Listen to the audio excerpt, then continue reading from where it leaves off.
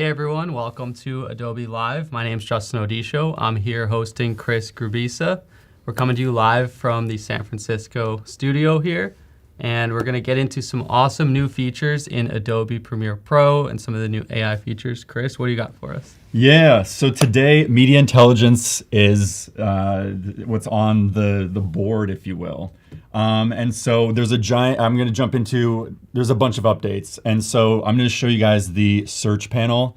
It's basically taking hours and hours of footage and just putting it into like seconds. And it's an exciting time to be a video creator, editor, you name it, because this like speeds it up.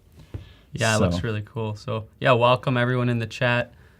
Sean, Frank in the Behance chat. Emily. You got Emily there. Hello, Bradley, Alter. But yeah, I don't know why I like this, but I have such a good I have this like hobby of mine of finding where like geography, where people are in the world. So and you'll see in the footage too with this. So let us know where you're from is what I'm trying to get at. Okay, so I have my notes on the side here. So if I'm looking off, I would just want to give you guys exactly what is everything through it, essentially. So what this is, basically, let's start from the very, very back. Also, is it this camera or that one? Which, the center one? Center. Okay, thank you guys. So you have a bunch of footage, right? This could be feature films, branded content, documentaries. We all have tons. Do you have terabytes at home of just I've footage? already filled up my hard drive, and then I have another one. Yeah, so now you can basically plug that in, or if you have a media library, if you go to the cloud, wherever your media is, you can just comb through it really simple. And Adobe has just done that today with this update. So what we're gonna do is set up, this is in Premiere Pro beta right now as well. You can download this today, it's ready to go. So what you can do is you start with beta, and if it's not on, I made a note here and it says, with new projects, this will be on default, and old ones you may have to turn it on. So this is how you turn it on. You go to preferences, and then you can see there's a new drop-down panel here for media analysis and transcription. And then these settings are basically, you can screenshot this or I'll walk you through it as well. You have to, basically this will be unchecked here, visual analysis. So you can analyze all imported media to visually search your projects. So basically, in simpler terms, I guess in my words, it's just they comb through all your footage to find it easily, and you're gonna see why in just a second. You can automatically transcribe scripts. I put clips, I check all these boxes because I just want it like the full experience. And then the cache is a big one as well. So I have a SSD here. You can put it next to the media. You don't have to cache it, et cetera, whatnot too. So these are all my settings. Check all the boxes for the full experiences. I'm just gonna hit cancel in case I touched anything. Okay, so the panel is up on the right over here, but if you do not see it, this is the new search panel. And you're basically gonna, let's do this first. Once you check that box that says analyze all the footage, you're gonna see the progress window pop up here on the top right, and it's gonna kind of comb through it. And those users who have used text-based editing, Right. It's the same kind of thing. It's just gonna like have loading bars, and it does it really quick. I had 87 gigs on my Finder here. I'll show you my life. This is all my footage here. So we have everything from time lapses, the desert, California, et cetera, of Canada. We got in there, laptop, work, New York City studio, all the fun stuff. 87 gigabytes took me around 6 minutes. So it does it fairly quick. From my understanding right now, because this is so new, I don't think you have to be connected to the internet as well. So that's really cool to know. So you'll see all the loading, the bars in this window, and it goes really quick. It's very clear as well, giant green check marks and whatnot. Right. And then you kind of just already did that for the Studio Magic, right? Yes. Cool, yeah. And you're just like the rest of all of us editors. Like I noticed one clip's called like New York time lapse. One clip's called. So all us editors out there, we can't be like file management experts and also data storage experts. So this helps out a lot. I did start doing it with time lapse, where it's like New York time lapse 1, 2, 3. Right. So I'm sure there's some standard, but this is going to help out a lot, I think. I love it. Okay, I'm getting really excited, and then we can do a back and forth. Sorry to take hold of it all. This is the search panel. So you will not find anything in it. This is really cool. So if you notice, I just typed LA, and it will take just a second. I think I have to hit enter. It'll take a second because this worked really seamlessly on my Mac Studio at the studio. My laptop is a MacBook Air, not gonna lie. It just takes a second as well. Is there normally some loading bar or something? No, so for my Mac Studio at the studio, it was like seamless. What are these other options here? All right, so you can basically search everything, visuals, text, metadata, and you'll see it will come up it either finds it through the visual side of it, the text side, or the metadata. So basically, let's do this while it loads because it will pop up in a second. It's funny you just brought up the file naming because with Canada Northern Lights, this is the actual clip. And I actually shot this myself. It was crazy to witness. I was up in my cottage. That would look cool on like a long exposure too. This one's way better. Yeah, that's... Whoa. We were just having a campfire late at night in northern Canada, and I was like, whoa, wait a second, we should throw up a camera. So this one's labeled Northern Lights Canada, and that's great on the Finder. I think I come from a world where you always have to be prepared, and I think it's how you do everything is how you do anything. Mm-hmm. And so you can see that's all labeled correctly, but sometimes you don't have that, right? That's the real world scenario. Right, yeah. So sometimes it's just like .move 5167 or something. Exactly, yeah. So it's not popping up. Hilarious. I love it. But what you're saying is like you can type in sunset and it'll pull everything with the sunset. Exactly. Or if there's sunset in the file name, is that what you're saying? It'll pop up both, too? Yeah. So you can have your Finder files labeled correctly, or you can just have nothing, or, which I'll get into this to just get through this, buy some time essentially. So what the panel's doing here, the media search, is it's not only looking at tree, but it's also looking at like green and spring. There we go. It goes. Oh, this is gonna be. It honestly wasn't that bad for what did you have, like 1,000 clips in there? Yeah, there's a lot. I don't know how many, but. So let's do New York City, for instance. I put in New York City, and there's a bunch of, time lapse or whatnot too. It goes through all of the files. The other thing is, I'll just get into like the user experience. You can obviously hover. I'm not clicking on anything here, so you can hover through it. So I see, boom, it's a time lapse, another time lapse. We have actually my wife and I got invited to fly over New York City in a helicopter, was just wide open. And so this is some of the aerial footage we had. Crazy time, highly recommend. So you can hover over it and it searches, like you could put New York sunset and there we go.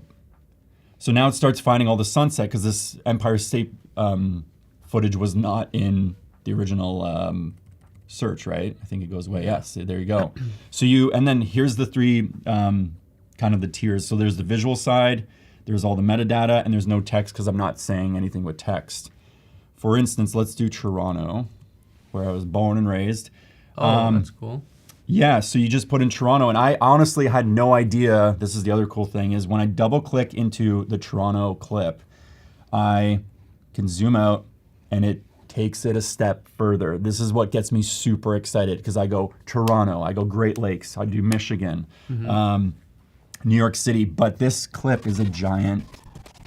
This is like an edited sequence. Exactly. And it's finding the part that has the word Toronto in it. Yeah. So it gives us an in and out points, and it's absolutely crazy. This is all captured in Toronto, Kensington Market. This is some of my first time even seeing. I saw some of the snippets, of course, but. Yeah. And then you have that text there where you said Toronto in a video. Exactly, yeah. So this, the bottom video here, the master take, I just made a fun little video on my life. Here, I'll listen in on the... Hey guys, my name is Chris Krabisa. I've been creating videos since the 4th grade. Media found me, and I also found my wife in film school. And together we were like, we can create this media company that helps brands of all sorts create their photo and video campaigns. And that's exactly what we did. We put our names together and we called the company Krillix. And that company still stands strong today. We expanded out of Toronto, Canada. So that's where I say, okay, so let's do this. So we have Toronto, Canada it's a 5-minute video, or what do we got here? I don't know, let's say 5 minutes. And it finds the in and out points. We can drag that over just as let's do this because I don't need the audio. The moment I say, I got these headphones here. Yes, we were both born and raised, and we went west to Los Angeles. We took an airplane to get there. So I took an airplane to get there. So then we're gonna go into airplane, which in my preparation, it showed a lot of stuff. Yeah, exactly, it's the same. So it is helicopters too, it's like aerial. The coolest part about this is, let's take this clip just to carry on my story here. That was a small clip. That was Vegas. Let's do this one. This was in New Zealand. We partnered with a aerial media company from basically Hollywood. They made all the gimbals. This is our shot. We kept expanding, footage, working with amazing footage, you name it. This is what's really, really cool, that for branded content or any story, I've come from the branded content world, but like documentary, and they're like, what are the terminology? So let's try skate. So skateboarding. Right. I came from that world. There's many tricks, there's ways of doing things, but I don't know really like what the lingo is sometimes. I've created videos my entire life, so I don't know things about horse racing or lingo in these worlds that I have no idea that I was about. So there's a bunch of skateboarding stuff here and a bunch of clips, boosted board, electric, and all that fun stuff. But let's say if you want to do a kickflip in, like with skateboarding. Oh, that's cool. It found the actual tricks. Like that. So, that's pretty cool. That's crazy to me. I just like you can just, you start learning terminology in ways that yeah. So the AI clearly knows how to skateboard. Yeah. If we somehow build a robot out of it. And apparently it has style, because it's just, it's. You know what I think is really cool about what you're doing here is, as these are your clips, so like you're kind of more familiar with them, more intimately like familiar with them. But let's say from the perspective of someone who's editing work for someone else and they just got sent a hard drive full of a bunch of clips, they're not so familiar with, oh yeah, that was the shot where this happened. Yeah. This could be a game changer, so that they don't have to scrub through every single clip as tediously, and they can search intelligently, like skateboarding clips. Oh, they had this whole file here. Yeah. It saves both the person sending the files and the editor time on organizing. As it's just the media content space is just only growing. So it's exciting for every party. I'm personally excited to use that. It's awesome. Is there anybody in the chat that I can keep going on and on and on, because this is fun. Someone put house emoji, tree emoji. I think they're referencing that you can search like different things. I wonder if you can search with an emoji. That's probably a future feature. Could I? But should I try it? Maybe it's not there yet. But I bet if you searched what about emotions? Like laughing. Oh yeah. That actually is an inspiration. Thank you, Maria, for your comment. There you go. I think it does. That's really cool. It does show. It's crazy. And smiles and laughing there. When sourcing or last minute adjustments, like, oh, we needed him to talk about, I don't know, bananas, bacon or something, whatever, like you could just kind of Google that real quick or look into it, search it real quick. There was one thing I was saying. Let's see what else I say here, because I gave this. Big Star said, what a great tool. Just broke the mic with the headset. Mountains. We surfed, we skated around the world. We saw some mountains. Okay, so we saw some mountains, and then you can do. I didn't even know how many mountains that I had in this footage. Apparently, I have Alberta, I have West Canada, so Vancouver area. I got New Zealand in this. What else do I got? I had California, Arizona. So there's a bunch of different mountains in the way. So let's try like desert. And desert's always one. Yeah, so you have desert mountains that I didn't even I don't know, we could try. Yeah, I mean, some of these clips you might have shot them, 10 years ago and forgot about them. Yeah. And you're pulling them up now. It's absolutely crazy. So I have some other stuff to get to as well, but if you basically plug in or grab it from, let's say I think every brand, every company is a media brand, and everybody should have a media library. for year-end videos, sizzle reels. Think about documentary. Oh, we need the person to talk about Niagara Falls or Yosemite or whatnot too. You can easily, as an editor on our end, is just grab it and insert it. Oh, that's not good enough, reinsert it or whatnot. We got some questions in the chat, actually. So first, Robert Hansen, thank you for the comment in the Behance chat. Anyone else coming in late? I'm Justin Odisho. This is Chris Krubisa, and he's going over the new, it's called Media Intelligence, Media Intelligence is the whole bubble of it all, and this is the search panel. Yeah, and this is available in the beta today. So you have to download the Premiere Pro beta, correct? Yes, and you can do this right now. And then Stein says, does this only search in the project imported files or your whole computer? So how do you tell it what to search? Projects, so for those coming in late, thank you for the circle back here. So you set this up by going into Preferences, Media Analysis, and Transcription. And this is where, and I made my note earlier, it said with new projects, this will be on by default. Old ones, you'll have to turn it on. So these are the settings right here as well again. So all your cache files, I put it right next to the media, so everything's like together. And then you analyze all imported. This is the biggest one right here for visual for myself. Transcription's actually probably equally as important in my way. I'm just a visual guy, so it's like, yeah. So it's the imported files in the project? Correct, yeah. Okay. There's no way, it doesn't like, you can't like set it to a certain folder in your computer? Not that in my experience, no. This is hot off the press too. Yeah, so I haven't tested it either, so it's a good question. I mean, we'll have to look into it.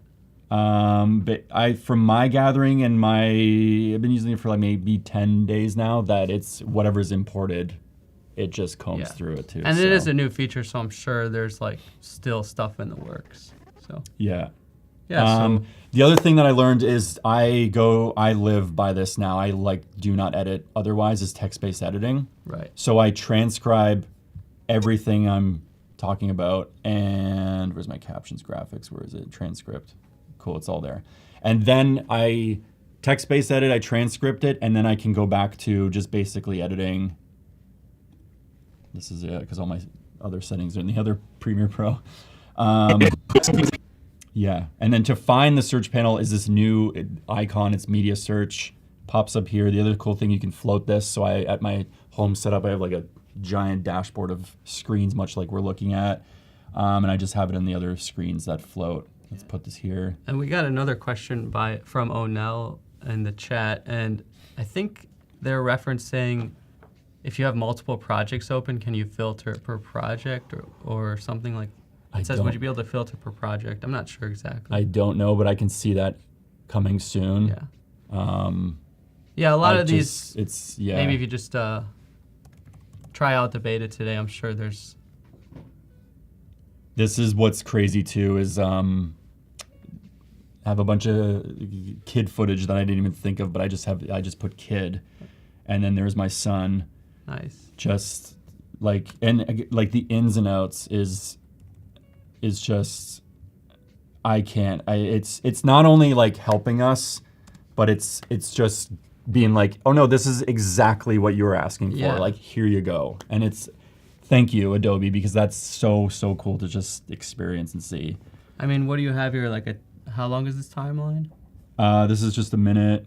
Right, yeah, but I could see you're literally adding 5 or 6 different B-roll clips. I mean, if you weren't talking and explaining, you could do it within a few minutes, like kid, automatic in and out. Yeah. I'll do this real time with you guys. So what's the... Oh yeah, we got a puppy. Here we go.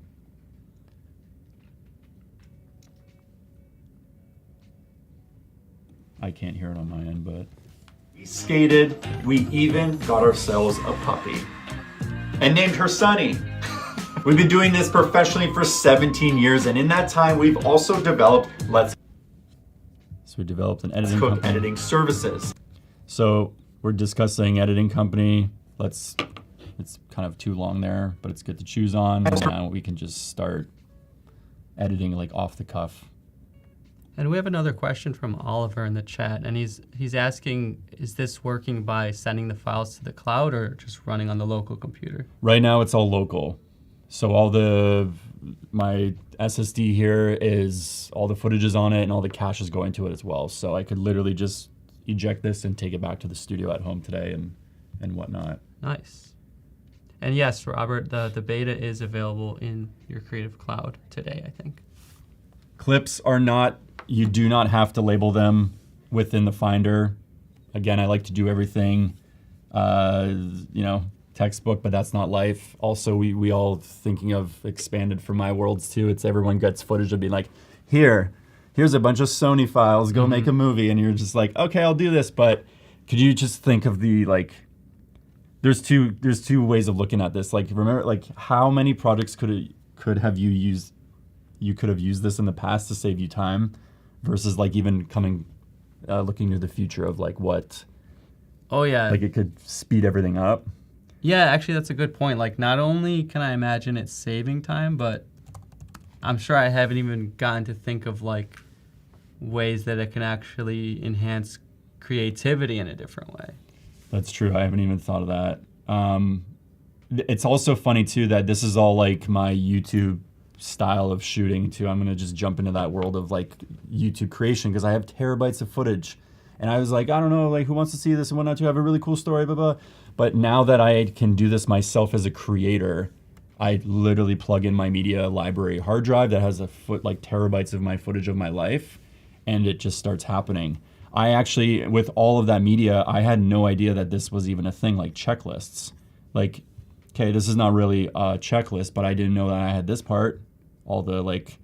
Oh yeah, within a long clip. Yeah, like this was an editing timeline. So I might even start, honestly, compiling all of my time lapses into one giant, 20 gig file. And then it's like Canada, I got the desert, I got South America or whatnot too. It's gonna speed up so much stuff. And then I think the other thing that's like getting me super excited for other like worlds is like the documentary storytelling worlds that are like, because I'm typically in the branded content space, very quick, high energy, fast pace. And so just those longer formats, like just story arcing. And then even with the junior editing. Yeah, like assistant editing. And yeah, it's like just. Yeah. Yeah. So if you guys have questions, let us know as well. Yeah. Sorry, Justin, I'm so excited. I'm just like, No. I actually... What do you guys want me to search? Let's do that for that as we cook. Oh yeah, how about some people in the chat drop some keywords and we'll see what footage comes out of Chris's life. We'll see if if you can stump his life. There's no footage of snow. There's ice right there. Oh, and I'm sure you could search colors too, like yellow. Oh yeah, let's do that. Right. You know, when you were talking about, when we were just talking about productivity, what is that, red? Just red. Yeah. Like, look at all the red. Yeah, when we were talking about productivity versus creativity, not only I think is this like a productivity like lifesaver, but, I'm thinking of, you remember those music videos where people would take an interview and they'd cut like word by word to make them sing, I don't know, a Beatles song or something? Yeah. I could imagine like you could use a tool like this to find like, did they ever say puppy? Did they ever say this? And make cool cuts like that. The other thing I'm like totally skipping over, and forgive me, is I'm such a visual guy. It's the metadata and the text. So let's just say I have breakfast. So I didn't think I have it. This is what I was doing on the test prior to the live like days ago. And I was just like, breakfast. And I was like, wait, I don't have any breakfast footage. And it's like, or so you thought. And so apparently I was in New Zealand having a coffee. And then on the way to New Zealand, I was in the airplane having breakfast. So I was literally like, sometimes I feel for myself authentically, I can't be alone. That's why I share this, is like, I don't have the footage. It's like, well, you might. And like this looks where you don't think it's looking as well. So it's like, that's my favorite part about all this advancement is like, again, it doesn't help you. It not only helps you, but it's like, this is exactly what you want. Right. I want coffee. No, you want a cappuccino with whole milk or whatever, of metadata, I know you can already sort in like the project panel by like file size or file length, but can you search here like, I don't know if you shot it with a Sony camera or what kind of clips they are. Like, does it know in the metadata? From my understanding, I think I did this. I know that it doesn't matter for what I just shared with you right now is like Sony, GoPro, Alexa, Red, whatever Nikon you have, it's irrelevant. So you want me to search like Sony? Or I don't know, like what sort of metadata is it reading? Or that's an advanced. I don't know, to be honest. That's where fair enough. This is hot off the press. But yeah, I mean, my perspective is it just combs through what you have. Let's see if there's anything we can like search real time. No, I don't know what he specifically. No, I'm sure there's separate speaker 1 to 2. Like if you have podcasts, like in Justin's upcoming stream, you're at 11, right? Right. Let's dibble dabble in that too, right? Like you have speaker 1 and 2. Like Right. No, yeah, like you're saying, you just typed in checklist and you didn't even realize that it pulls up certain things. And then we typed in an emotion like laughing and... Let's do those. Yeah, like that pulled up. I'm sure, I wouldn't be surprised if you can put an emoji in, at least in the future, and it would pop up. Or if that isn't in there... Let's try any Adobe devs are listening. Let's try that would actually be kind of cool. No, it won't register. Especially for like language differences or something. That would be universal. It doesn't register. That's a free idea from me. What's the date today? The January you marked it. This is another crazy thing that let's see if it does this live because you never know with this. So studio, it's a giant, here's a perfect example too. Like this is our studio in LA. Here's the cameras, right? But this was also captured in a studio. So I just think that's really unique. Like, and then this is all the B-roll from a studio shoot that we did. Yeah, a lot of times there's new features that come out, and don't get me wrong, I love any new features, but there's like, we now have, underline for text, or there's like this, and this one I can see changing the way someone edits entirely. Yeah. Or like being a daily use feature, or like, not daily, but per project. I personally can't wait to use it. Yeah, I come from a world of like, just very fast paced, energetic, and this meets my caliber of like when I'm in my flow state, in my zone of editing, just from like myself, it is like my hands are moving like as fast as a piano player, and it's all muscle memory, and I'm just in like boom, boom, boom. And the biggest block, and I can't be alone in this, is like, oh wait, where was that? Oh wait, I'll get to that. Who's that? And it's like I'm such a time guy that like if it's 30 seconds, oh, it's not that hard. Those 30 seconds, those 2 seconds all add up at the end of the day, and that's hours that I could be spending going outside and living the best life. Another thing why I'm here is, or I am here to share this, is that the more life that I live outside, I always bring that into the edits, and it shows. Right. That's what excites me the most about this. It's easy grab, play. What else do we got? We got a good question from Kevin here. He's like, can you search by camera angle type of shot? So I'm assuming like, wide angle or fisheye or something. I wonder if it'll pop up. The other thing is bigger prompts. I'm going to say that because I'll forget. I'm excited. So camera angle. Let's do, I don't know. Let's try we're just doing 50 one word, but how detailed can you go? 50 millimeter is not like, I don't know. That's pretty cool. Yeah. I don't know if this was captured on a 50 mil, but. Well, I think also it's also thinking like 50 millimeter lens. So let's show any footage with cameras in it. That's pretty cool. Yeah. What else? Camera angle. I don't think I have any drone, but let's see. I got drone. Or aerial. Yeah. Aerial. Now you're going to spell my words here. Aerial. Aerial. Yeah, that's cool. Bunch of aerial shots. Yeah. Like I got New York there. Definitely drone. Yeah, so when you typed in drone, it was showing you actual footage of actual drones, and aerial is showing you. Which we did capture in downtown LA back in the day. So I could play with that tool all day. And the other, because I did say it, they say bigger prompts, and this is Adobe. They were saying the more, like I'm just searching out. Look at these one words here. But yeah, the bigger and more specific prompt, the more clear you get. So let's try let's play it safe for the first one. We know that's skateboarder. Let's try skater. Can we do like, I also think this is cool too, like kid skateboarding. I know I have that, so yeah. And then kids skateboarding the sun. Oh yeah, like I mean that's.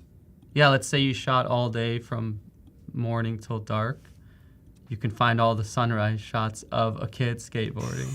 Like, look at this. Like, look at that. I could not. I'd be like, oh yeah, that one day in June. Like, yeah, that's a kid skateboarding in the sun. Like, that's pretty. Yeah, that's pretty cool. I don't know. What do we put? Like wearing. Pushing, like. Wearing red or something. I don't know. Or, I guess if you get too specific, you won't have a clip of it. But it does narrow down. And then the other. I don't know if I mentioned this too because I forgot. Let's say airplane. So these are all the airplane shots, but in my text space, which is a huge aspect, even long documentaries where it's a talking head, I said airplane at one point. Where is that airplane? Boom, right there. And it. So if I go here. That part I find really cool because especially if you're working with a lot of, like you said, interview or documentary style footage, you don't have to scrub through, 10-hour conversation. You can find the moments where they're talking about certain things. Yeah. I'm on an airplane here. So it's like, I just think it's so, like, this is so cool. So should we do a quick recap if anyone came in late or? Yeah, sure. So if anyone's just joining us right now, we're talking about the new, I keep forgetting, it's called media intelligence, right? Media intelligence is like the vibe, let's say what that is my way of looking at it. Yeah, it's this feature that Chris is showing us. Sprinkled in. And you can basically search through all of your media intelligently and, like you showed, find things where there's a certain color or a certain type of shot or a certain thing in the shot or someone said a certain word. And it's now available in the Premiere Pro beta, I think just now today. So yeah. We would love for you guys to try it out and think of cool ways to use it. So yes, Robert Hansen, I think, there will be a replay of the session. I think usually Adobe has this after the whole stream is done. It's going to be Chris, and then I'll be showing some cool.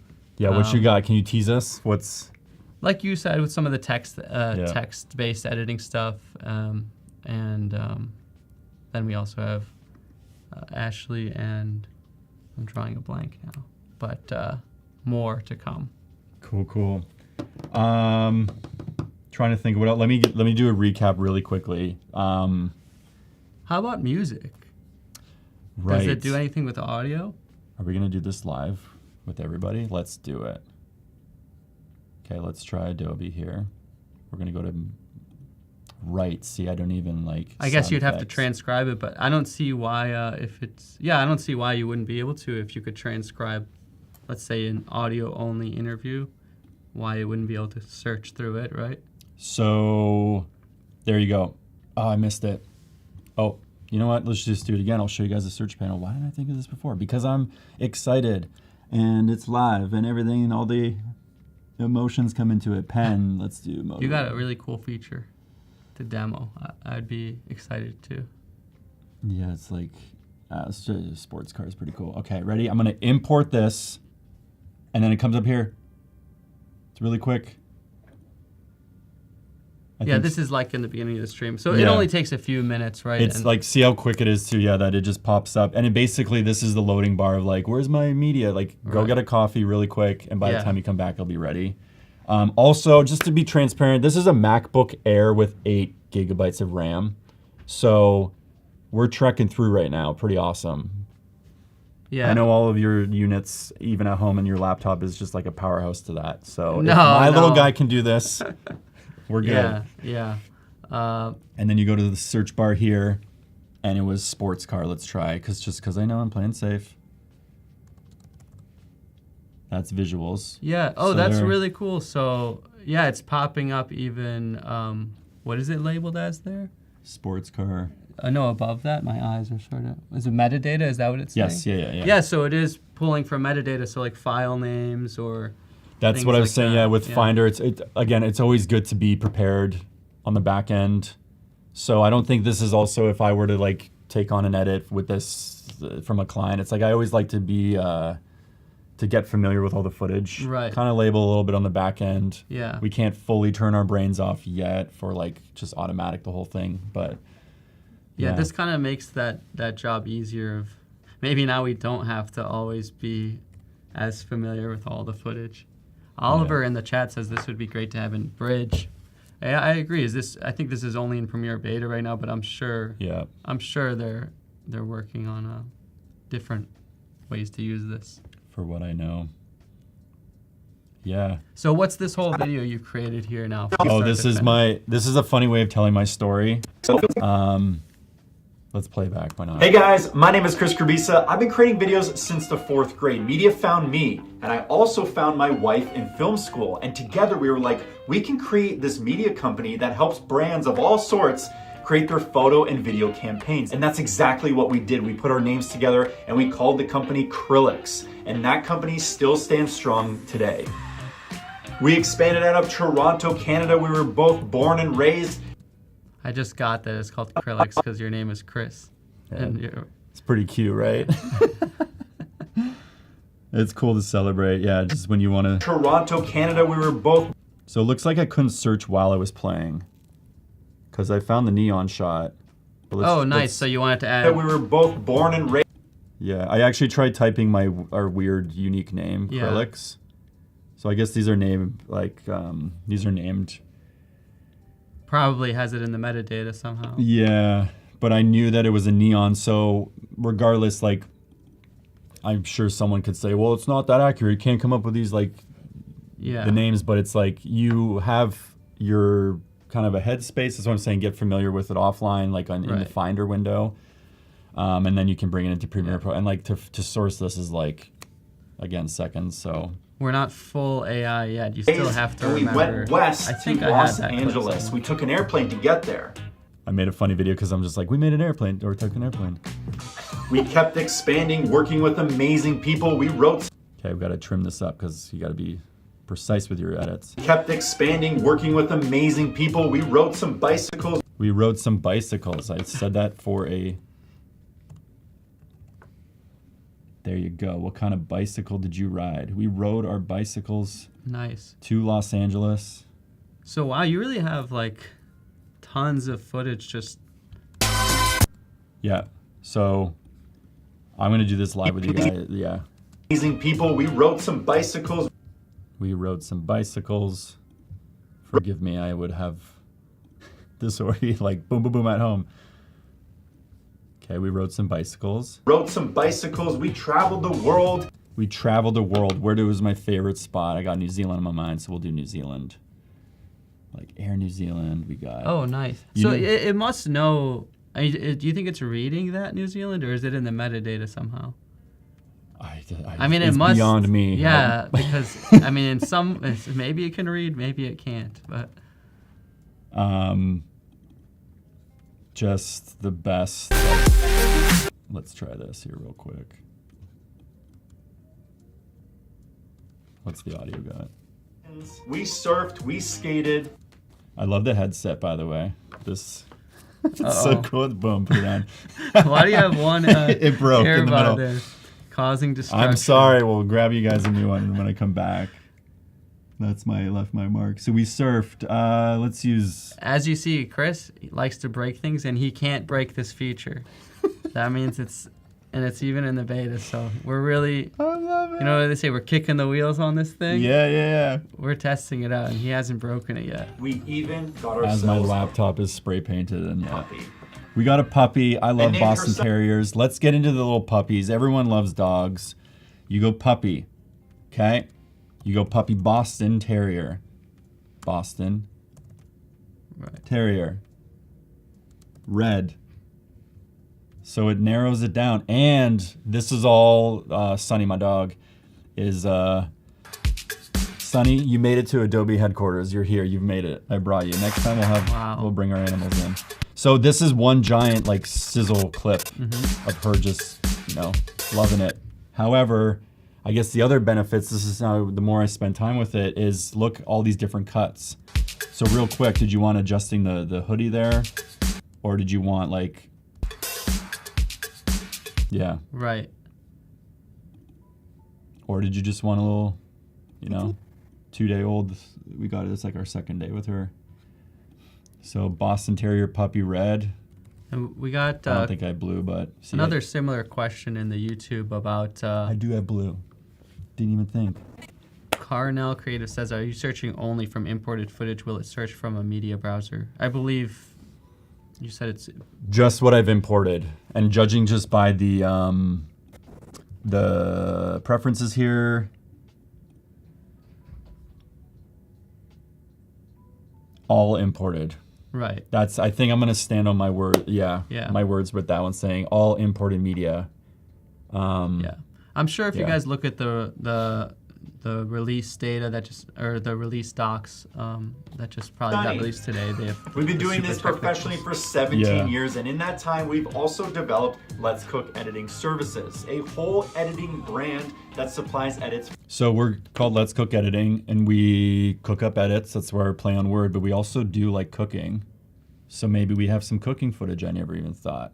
So if I want to say let's cook, I know we don't cook chicken yet, but developed Let's Cook Editing Services, a whole editing. You have cooking and editing. Nice. So I mean, how did you find that editing clip? Did you type in editing? Just editing. Oh, so it knows what. I guess editing software should know what editing software looks like. It's kind of scary. It's getting self-aware. I know who you are. So edit. Let's try editing. You get a little bit more precise. Did I have edit in my transcript here? Yep. Yep. So I got my metadata here. If I can't find it there, I go to the text-based editing and I do visuals. I'm just a visual, so I'm like, boom. I don't know, editing sequence. I mean, now we're getting even. Editing and cooking is, like you said, kind of very similar. Like, what are some ways that you feel like? No, honestly, as an editor, I like to compare it to like editing to like organizing stuff. Like if you like to clean your room or like this organize stuff, it's kind of similar to editing. I'm just going through the things.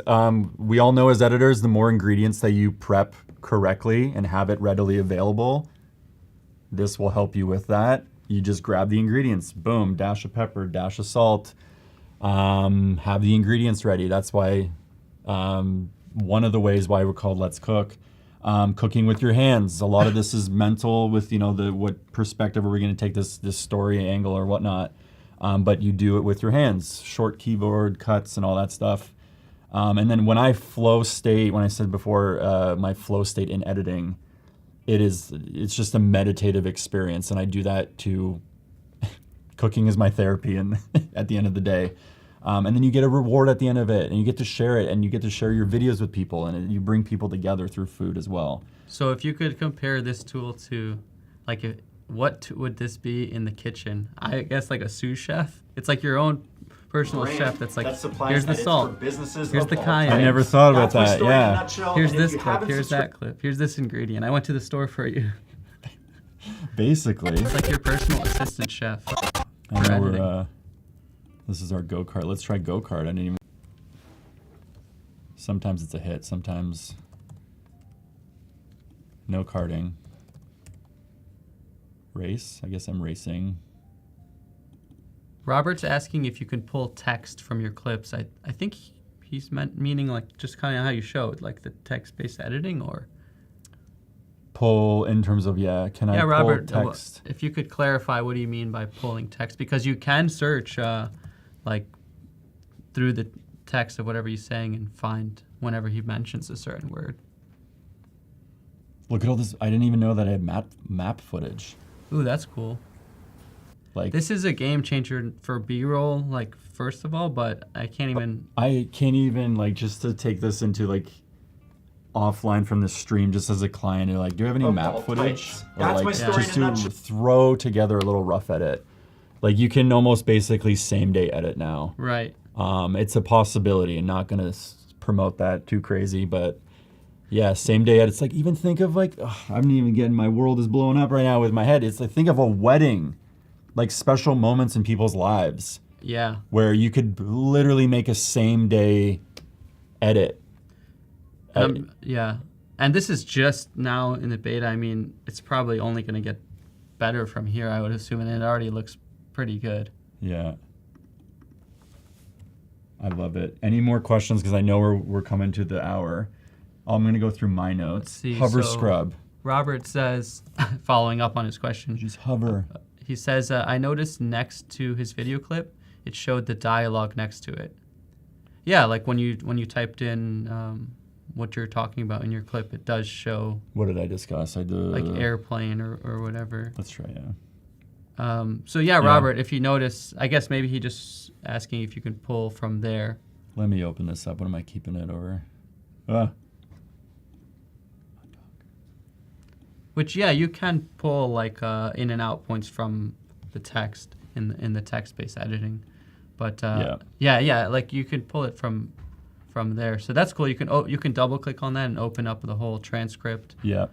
And edit from there as well. That's the thing. It's like I think my 13-inch screen here is just going to start becoming of like. Stay tuned, Robert. I'm going to be actually going into a ton of that text-based editing stuff in my portion of the stream next, and Chris is going to be hosting me. So we're definitely going to get into that if you stay tuned or check out the replay.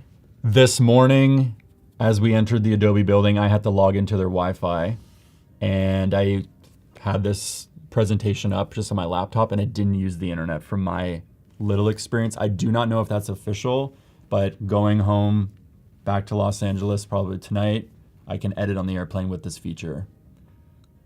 That's crazy. That's really cool. Yeah, it's local. Yeah. Yeah. Because we know like airplane Wi-Fi, honestly, is the best. What do you sometimes rather than spend like 15 minutes trying to log in, I'm just going to stare at the back of my seat. I'll be fine. This is going to be okay. This is going to be okay. The more detailed you are, the better. I'm going through my notes. You have 3 ways: visual, text, and metadata. Your own headspace too. Yeah, is there any examples or things you had in your notes that you want to make sure you share? Or I think the coolest thing is like skateboarding for people who are not from that world, and then you just put maybe kickflip. Did I spell this right? Like, that is a 360 flip, but close enough. Here we are. I wouldn't have known if you didn't say that. Maybe it's just like kickflip is the thing. So it's like, it gets you close. Like, so a client could come back and say, that's actually a different trick. Let's swap that through, but you don't look like it looks like you put an effort through as well in the back. And I know that there's an effort, put forth, essentially what I'm saying. So, because we've come across, I know in your time too, is like you've edited video, created everything from anything. Like, I don't know why I said before horse racing or golf. Like, I don't know, like maybe put putt instead of golf swing. Let's try that. Is putt 2 keys? I see golf already. So.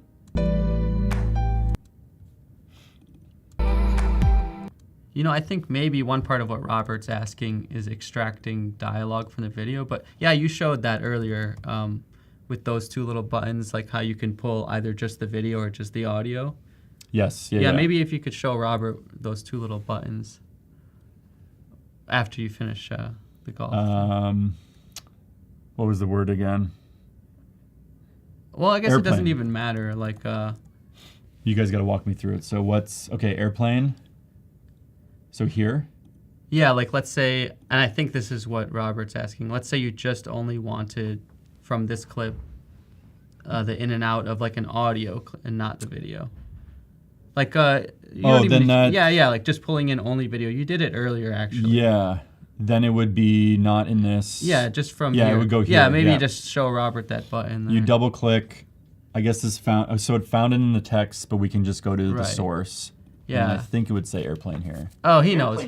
Yeah, there you go. Yeah. So it found airplane. Yeah, there it made it for me. And then I just grab the audio clip. I think you can just grab audio. Yeah. Sorry if that's not exactly what you're asking, but yeah, there's a lot of possibilities about it. So.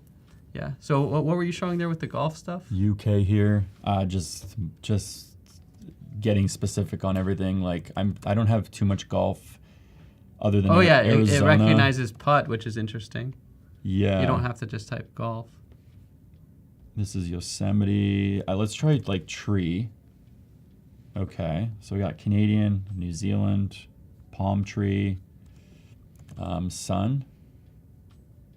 So there's trees and sun. Nice. In West Coast Canada. Cactus. You've been all over the place, huh? Yeah, we've traveled in some. Oh, what if you type lens flare? That's the other thing. In the demo, there's, if you see it on the Adobe Networks, it's like roller skater, but roller skater with lens flare too. So let's try tree, lens flare.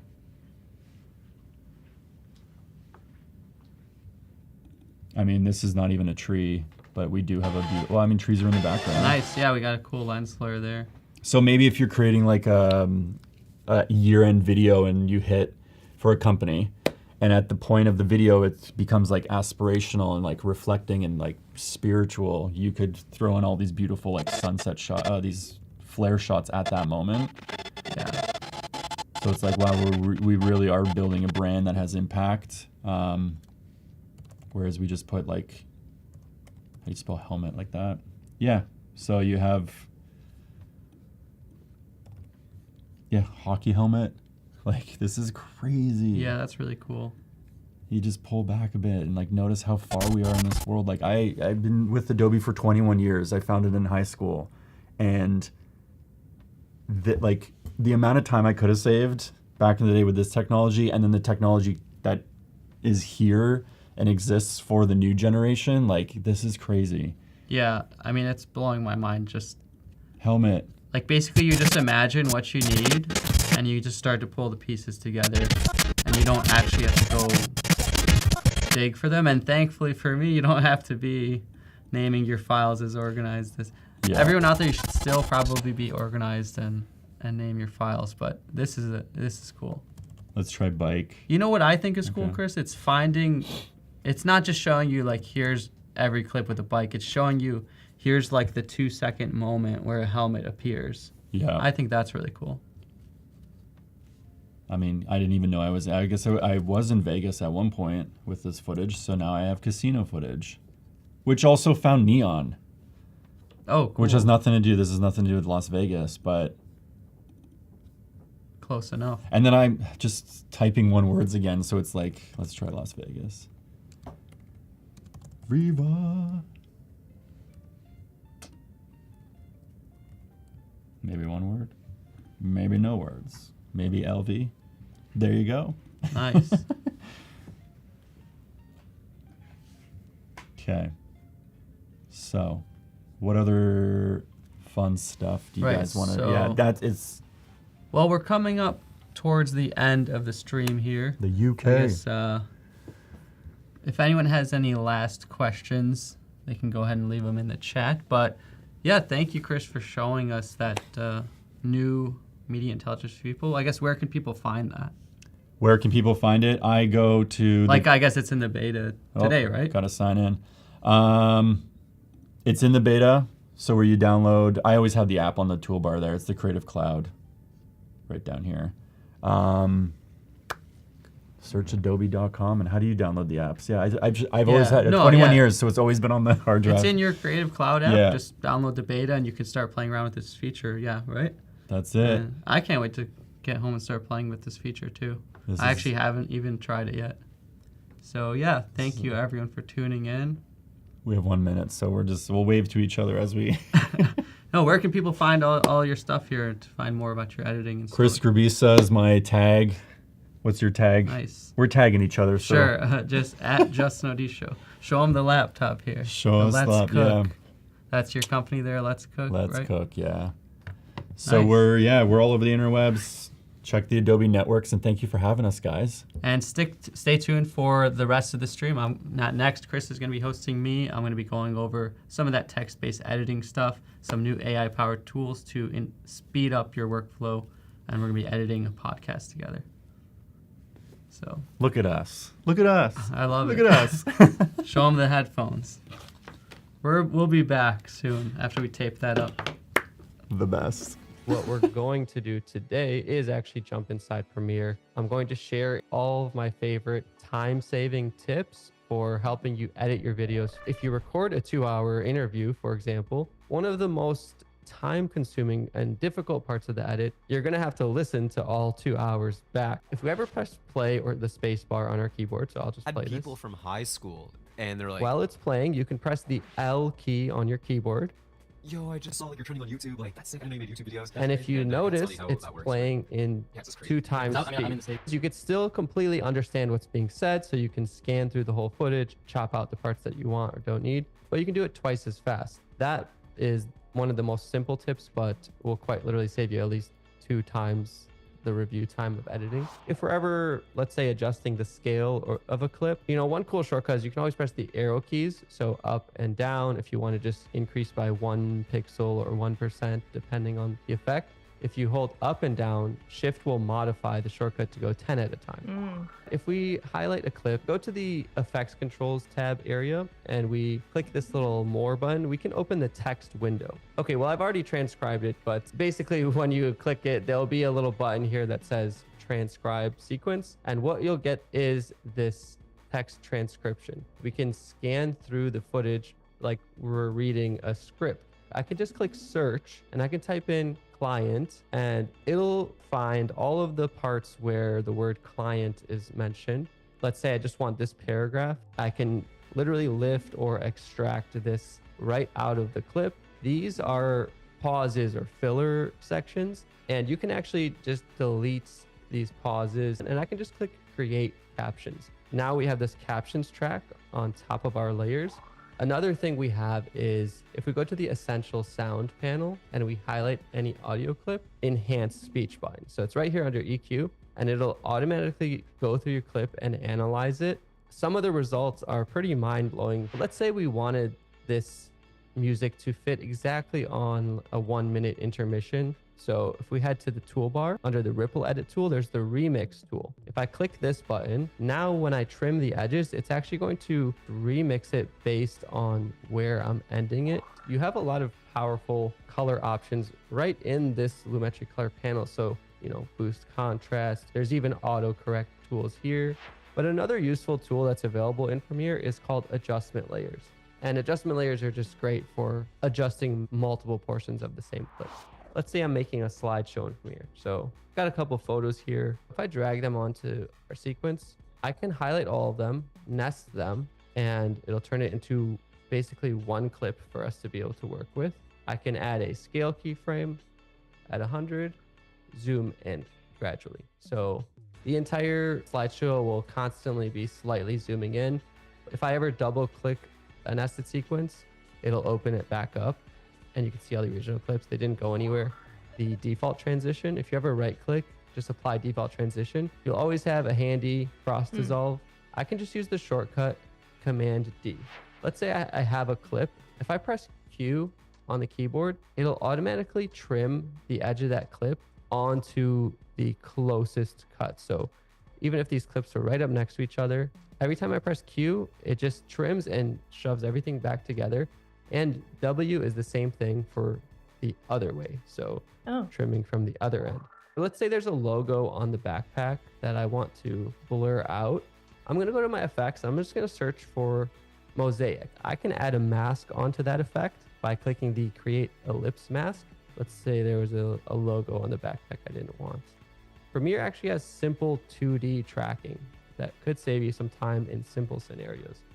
I can press this play button here. That's track selected mask forward. And it'll just go through and it'll try to track this mask in a simple 2D way. You can see it created a keyframe for every single frame. That would be pretty tedious doing by hand. And it looks like it tracks pretty well so far. I mean, that's pretty good. There's this keyboard shortcuts window, and you can see every single shortcut that's in there. You can make your own. So let's say for some reason you wanted to change it, you can do that. Just getting familiar with all the different shortcuts, all the different preferences and capabilities, and just tools will make your workflow faster, and you can just create the videos that you want. Awesome. Well, thank you so much, Justin, and thank you everyone for watching today. Thank you everyone for watching. Bye.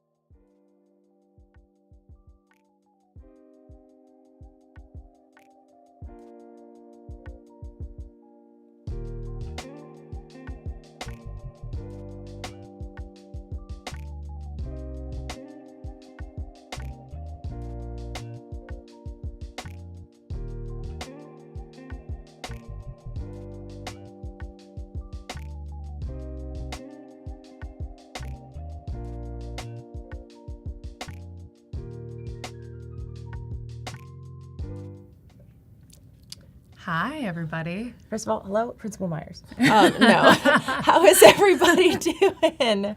Welcome in. Call. Thank you. I felt really good about it. You should. I felt really, really good about it. How is everybody doing today? Oh my goodness. Hi, Ryan. I know, CA and SF. What's up, Ryan? At least it's not Louisiana or Canada and wherever. Just so let's clear that up really quick. Hi, we are CA in LA, Courtney and Ashleigh in Los Angeles. That is the CA in LA. And it's so awesome to see you guys. For those of you we know, hello. And for those of you we don't know, it is very nice to meet you all. Wonderful to meet you. Hi, Emily, Robert, Jack, Oliver, Vidori, Santa Fe Audiovisual, Umo, Robert. It is so wonderful to have all of you with us. Arco, I think that I saw you sneak in as well. Hi, Chris. Hello. Good evening. That's so fun to say back to you, Umo. Hello. Good evening. Yes, it is a little bit earlier of a time than we would normally stream, but we are super happy to be here.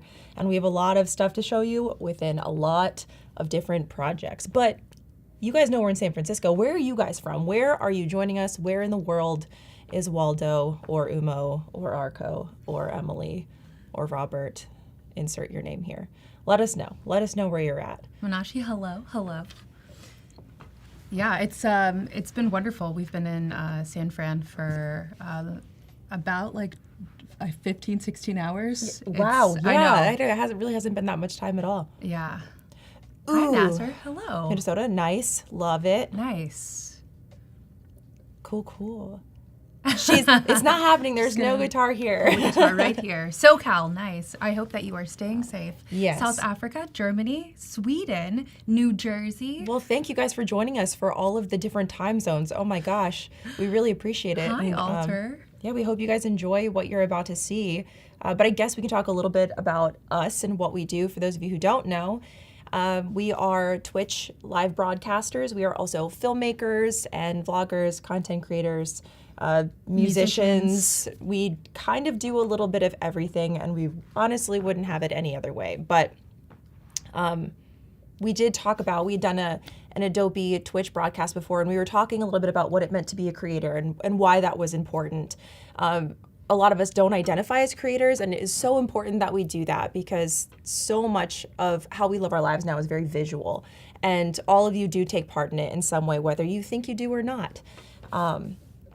But that's something that's really important to us, and you're going to see with a little bit of these workflows how that pertains to us, and with all of the things that we do, we come in with a lot of footage and a lot of different workflows. Yeah, our workflows have changed a lot. We've been creating films together for about 12 years. We've been broadcasting on Twitch for about 6.5 years, and we work with tons of clients. We have over 200 film projects that we've worked on, from music videos to vlogs to narrative short films, a feature film, and anything and everything in between. So each one of those projects require a completely different set of solutions, and we're really, really excited to walk you through our workflow, which is definitely mania. So just stick with us.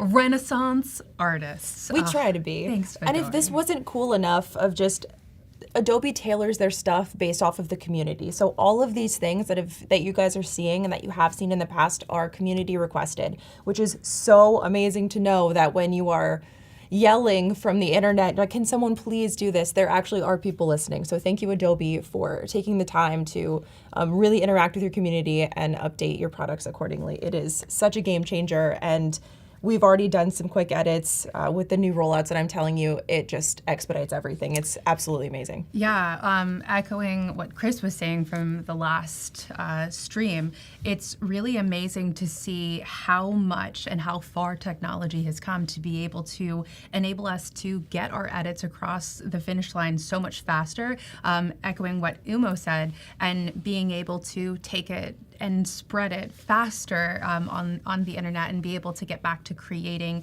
and doing what we do best, and not being stuck in an edit, which is super fun, don't get me wrong, but these tools, I'm so excited to showcase them for you. I agree. And the person who said, actually, I'm new to join this website. Well, welcome in. Welcome. Wherever you are. We're glad that you're here. And Mike, thanks for joining us from Nashville. Yeah, thank you. Thank you so much. Hello, Caitlin Smith 15. It is great to see you. Hi, Dan. Jack, thanks so much for sharing our Twitch channel. We really appreciate it.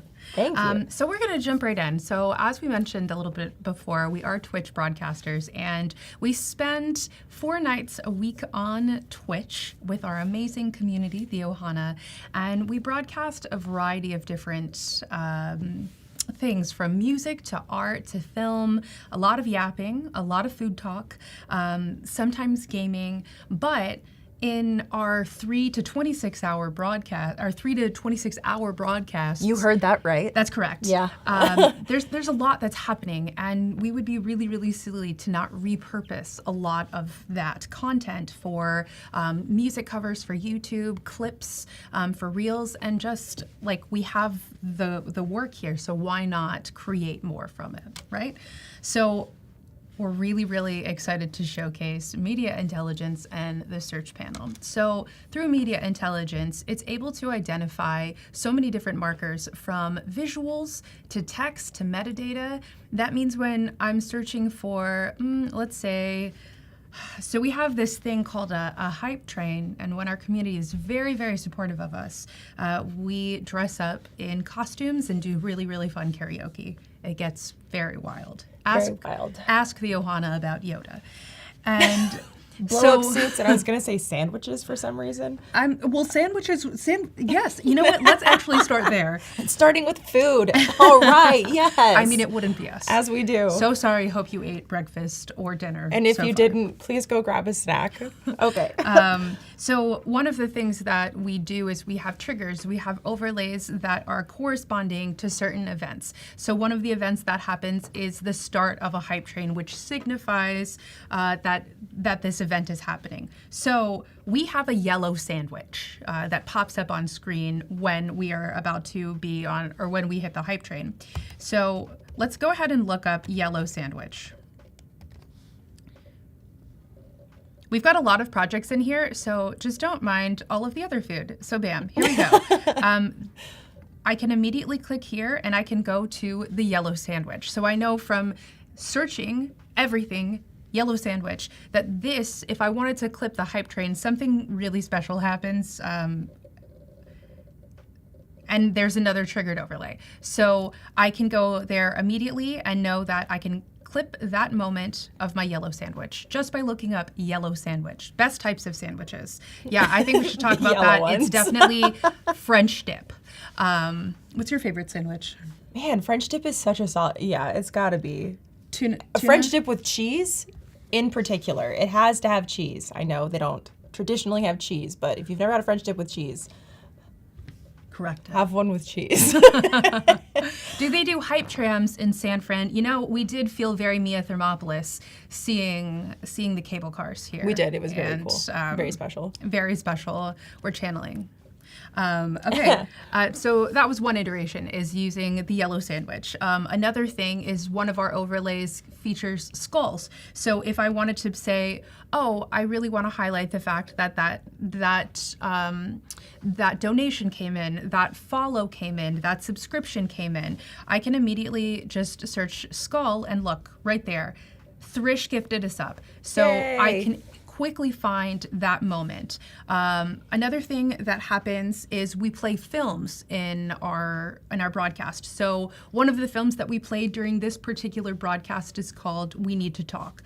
2 of the gentlemen that are in this film are wearing blue shirts. So if I want to quickly find that segment of where we played that film, because I remember something happened right before that film or right after, look at this. I can look blue shirt up. Yeah, while you're doing that, you know, I don't actually think that our yellow sandwich has a name. Why doesn't it have a name? Why doesn't it have a name? Baba, oh no! Everything in our life, in our stream, has names, and so not that I remember them. So but thank you. Maybe it does, and we just don't remember. We should name it French dip. The yellow sandwich French dip. Yeah, why not? The French dip yellow sandwich. Yes. I like it. Also, what's really nice about these clips as well is that they do tell you the length of them, which is super nice. So you're not going to be dragging in a 2-minute clip if you don't want to. You'll see at the bottom right, it's got 7:12, and so that's also really, really helpful. We do have to remedy this. I like French dip yellow sandwich. Yeah, French dip yellow sandwich. Do you want to add 2 more names on the back of that, or are you good with just the 2? Do you want to add 2 more names? No, I don't. Okay. I feel personally attacked right now in that moment. Look, It's not my fault that your microphones have extra names, okay? Is it not? It's not. It's not my fault. Okay. I want that on the record. So, exactly what we were saying before. Here we go. This is a moment where both of them pop up on screen. We have other projects in here, so that's kind of the other footage that you're seeing. Courtney will be touching on the project or the footage that you're seeing in here in moments, but we just wanted to showcase. Can you stay there for a second? Of course. What I actually really love, so it will pull footage from the different projects that you have in here, and I know a lot of people could think that that's not very helpful, but I find it immensely helpful because I love being able to see what is in other projects. Ashleigh and I are simultaneously working on things all of the time. All the time. Yeah, so it's really nice to even say, like, your brother's wearing a blue shirt too. So if we were like, oh, we want an insert of your brother, we immediately know that that exists. And so I think that the extra clips could absolutely be supplemental in other areas, and it's really nice to know that they're there. It's like it's just doing all of the mental work for you and just giving you things that you didn't necessarily know that you needed, which is always nice. Bro. Yeah, I actually searched that because I was very interested to see if it showed up, and no lie, here we go. It is. We've got several iterations of it.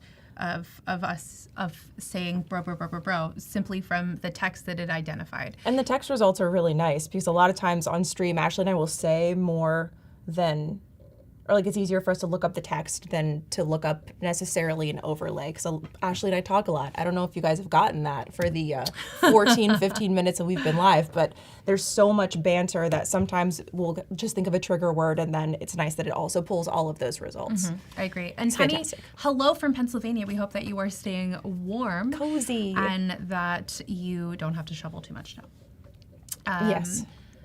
Wait, have you added some kind of keyword to the blue shirt clip? We haven't added any keyword, which is really, really exciting, Vidori, and thank you so much for asking. Yeah, it's able to identify from the visual.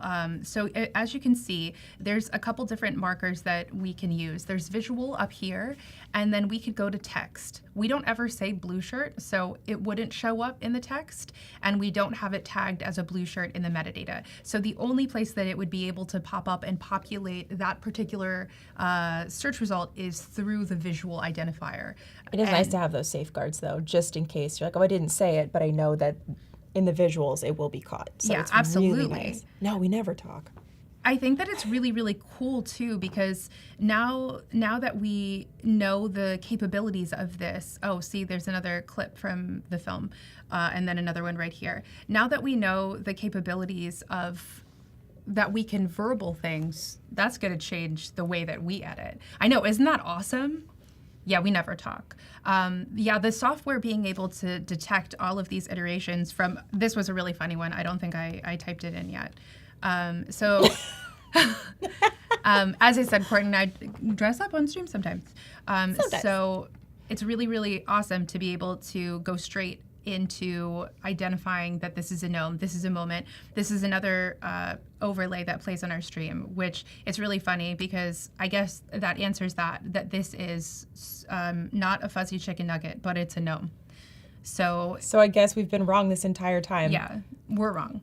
Or fuzzy gingerbread man. You decide. You tell us what you think. Absolutely. Is it chicken nugget or is it a fuzzy gingerbread? I think it's a fuzzy gingerbread, but no, okay. But yeah, that was really, really cool. And then we also had a very special set of Christmas overlays specifically because this broadcast was from December 21st. So we can just type in Christmas and it identifies all of these moments from overlays that we've made, like our Patreon video. This is just like a quick thank you. There was another one that it had identified as well. I love that they tagged the twinkle lights too in her dress. That's and then it identified like that there's Christmas decorations in the background of this clip, which was really, really interesting and really cool. There was one more thing that I wanted to highlight. Oh yeah, so we do gameplay sometimes, and I'm playing this game right now, and it is called ballionaire or balloonaire, whatever you'd like to call it. And I thought it was really, really fascinating that it was able to identify from the text that we were playing this game and that there is a tomato on the screen. So that was awesome. A chicken fried gingerbread man. It's the best of both worlds. You know what? I I've really enjoyed that as well. I think that works. That's great. Jack, thank you so much for finding or for sharing our Twitch channel. That's really, really cool of you. Thank you. Thank you. You can find us there 4 days a week, except this next coming week. Yes, except this week. Except this week, but every other week for Monday, the most Wednesday, part. Friday, Saturday at 7 p.m. PST. This is my last I'm sorry, 2 more iterations of things that you can find. What was really cool is that we also have this video, and I searched this term and it made me laugh. This is baby coat. And Coat's me, just oh yeah, this is for the room. Coat. Yes. So I thought that was really interesting. But another anecdote is jumping back to the text-based editing that has been released in Premiere, which if you haven't seen it, we're going to talk more about this and we're going to try not to ramble too much, but the text-based editing has been really, really game-changing for us because we ramble a lot, and just to be able to delete anecdotes very quickly is amazing, and see how much we say, okay, cool, and just delete those. Amazing. Filler words, anyone? But in the text-based editing, we sing a lot of songs. So just by looking up Emily, I'm Sorry, which is a song that we played, we got no recalls there. Maybe Bring Me to Life. Wake Me Up. Let's see. Perfect. So based on... We enunciated. Thank God.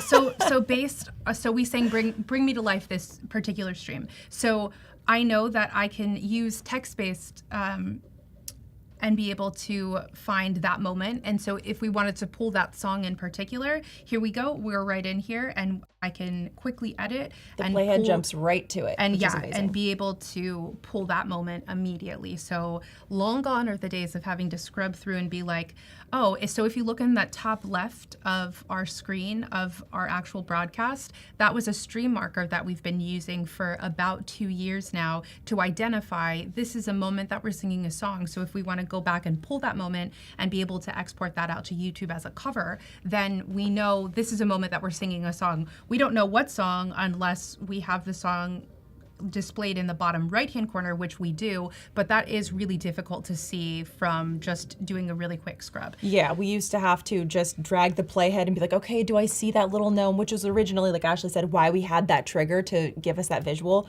But now that Umo, bless you, Umo will take notes of the songs that we sing and the time code. But now with the text-based editing, we can just type it in and using the search panel and go right to the song. So there's none of that extra stuff. And this is a very particular use case with our Twitch VODs. We're not doing any heavy amount of editing. We're just looking for those quick moments, which this allows us to do. So this isn't as edit heavy as some of the other things that we will be showing you guys. Yeah, Vidori, it's so cool seeing the niche things that you're able to find. I think this is a really great transition point for Courtney to take over because back in 2023, my sister got married and we were in Maryland, which is where we're originally from, doing a little documentary and also filming the process of her wedding prep and the actual wedding and reception. So I think we have about 1 terabyte of footage, and it's a lot. We filmed over 8 different devices, and so splitting all of that up has been a lot. But thank goodness we procrastinated because now everything's going to be so much easier. I love when tech advances and it just gives you the validation that we need to procrastinate more, right? Procrastination is that the lesson for the win? Yeah. It honestly is. In this case, you're absolutely right. Okay. Ashleigh and I were originally not supposed to film this wedding, and then we found out, what was it, 2 days before we left, I think, that we said, oh, who's your video team? And they were like, no, we were on the ground. We were already there, and so it was too late to bring any of our gear. So we were just with what we had. And what we did have is actually quite a lot. So Yeah, I'm looking down here. I need all of this stuff. Yay. Not that. Oh no.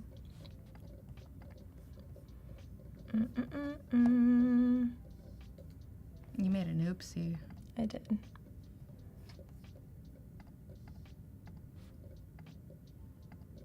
Give me 1 second. Sorry, guys.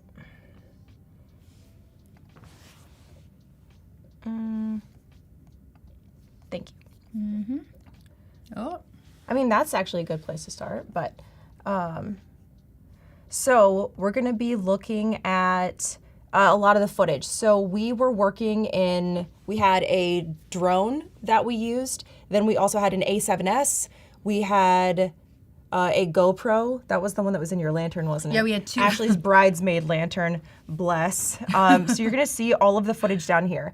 I would organize this much differently now, which I will certainly be doing later, but the point is we have certain things. So Ashleigh and I went, I'm gonna show you a little bit. We vlogged while also doing the wedding, i.e. a ton of footage. You can see we've got GoPro 1, 2, iPhone, then under the wedding we have the drone, we have Ashleigh's brother's GoPro, and then trying to organize in all of these different sequences. It's mania. So naturally when you're filming with a lot of different cameras, you're filming at different times and it can just get super chaotic.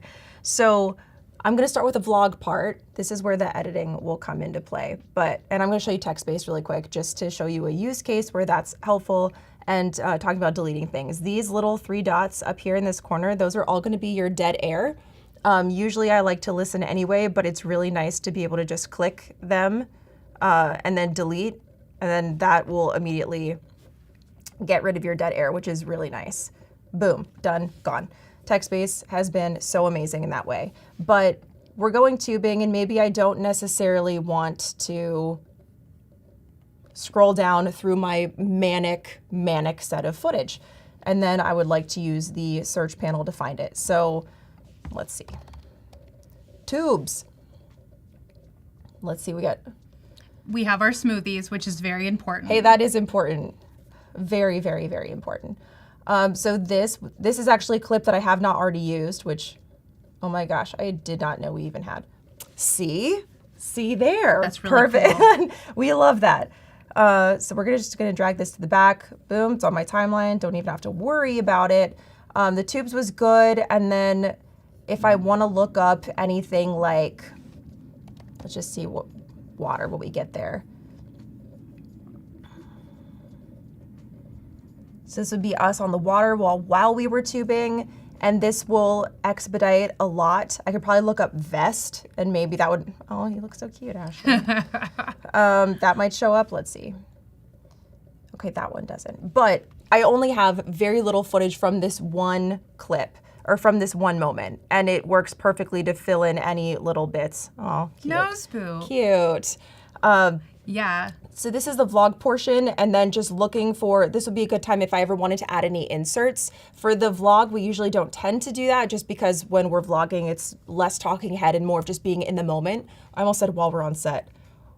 I mean, that is part of it, yeah. Being on set. No, but, okay, so let's open the wedding because this is where things will kind of get crazy.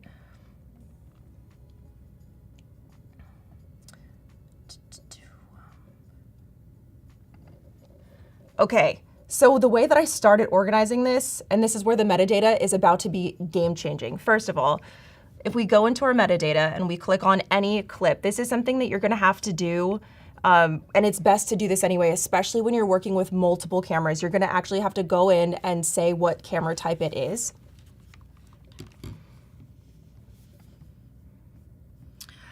You should. Yes, you should. Keep going. There we go. Okay, so it's gonna be camera model, and Ashleigh did all of this for me, God bless you, thank you very much. So this is an A7S II. This is gonna be the one where we got most of the cinematic footage for the wedding. And this is a part of the rehearsal dinner and the rehearsal where they were signing their marriage paperwork. But A7S II, so I know that that is gonna be, so when we're editing their little video that we do, not the entire vlog and the entire wedding, the one that we're gonna deliver to them to remember their wonderful moments. We are gonna go into the search panel and we're gonna type in A7S 2. And then instead of everything, we're gonna go to metadata.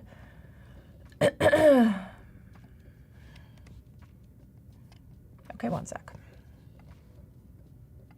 Let's do, I don't know why it's not showing anything right now.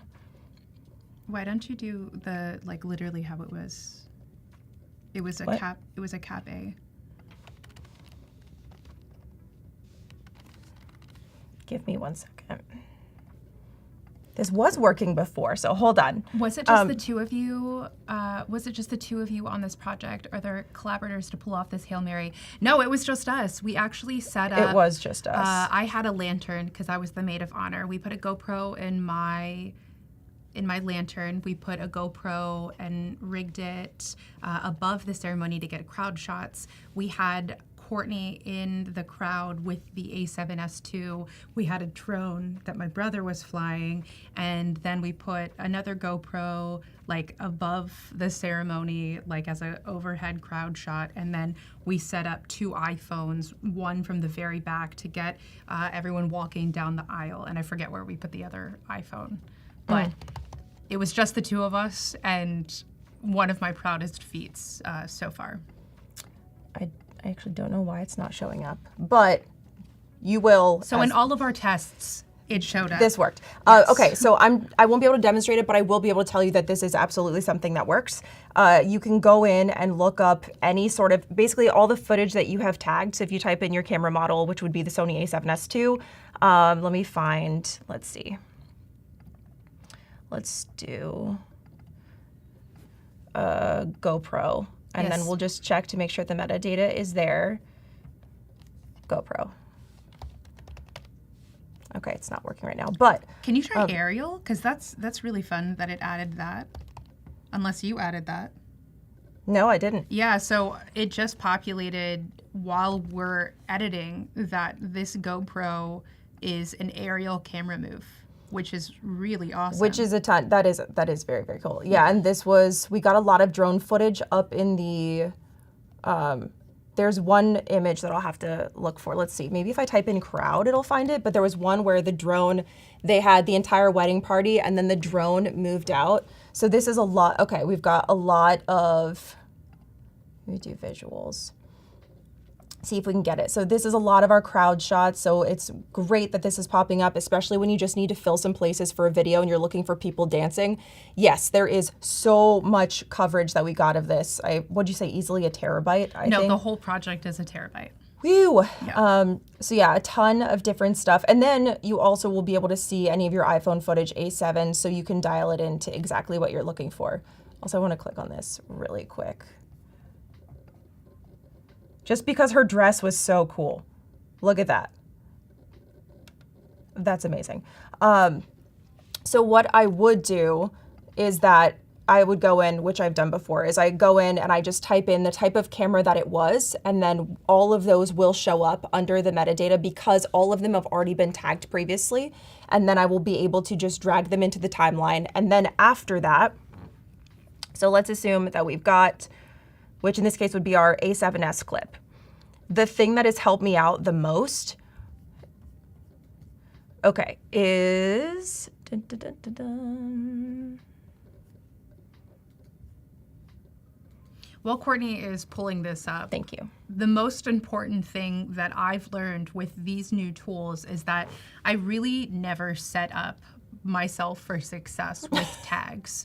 And don't laugh at me. I'm sorry, it's just so painful. We're usually in such a time crunch of we film our project and then we participate in a lot of timed challenges, or we need to immediately get our edits out. So I don't really have time to figure out and to tag everything with metadata. But with all of these new tools, I realized that in my ingest, if I just take that extra, a minute per clip and fill out some of the very simple basics of like a close-up or a mid-shot or aerial, drone, A7S, when I'm back in edit, because we use a lot of different cameras in our workflow, that that is going to make my life so much easier with media intelligence and the search panels. So we've got so many opportunities from metadata to text to visual search that it's going to be a seamless integration and speed up our workflow exponentially. I agree. And then, so the thing that helps me out the most, again, we have so much footage. Arco, yes, that was more cheese. More cheese. Just that thing with cheese. The most important cheese. I guess lactose intolerant people don't like cheese. Understandably, you're excused. But is that when we go into our metadata, it is the date that it was created, the date and time. So in this case, it was August 25th at 2:34:41, but just the 2:34 p.m. will work beautifully. And that is how I'm going to be able to organize everything. It is great to be able to go into metadata and find the cameras that are used. And once I drag them onto my timeline, which I have them different, these are based off of the day that they were done, just because that was how I grouped them at the time. But now having this, I can drag all of my footage in, and then when I go and select each clip at any time, we were really tired that morning, obviously, but then I can see this was 8:44 a.m. So then once I have all of my different sections of my drone and the A7, I can then start placing them at exact time code, because we also had, during the wedding, we had all cameras going at one time. So it's nice to know the time of day, because this was a very long time ago. Procrastination for the win in this case, but it's really nice to be able to have that to go back in and then be able to reorder accordingly. So the metadata is so important. And yeah, marking your camera source is also really important, especially when you're in a moment where you would need to troubleshoot or anything like that. And the first question someone would ask you is, oh, what did you film it on? And if you don't have that information,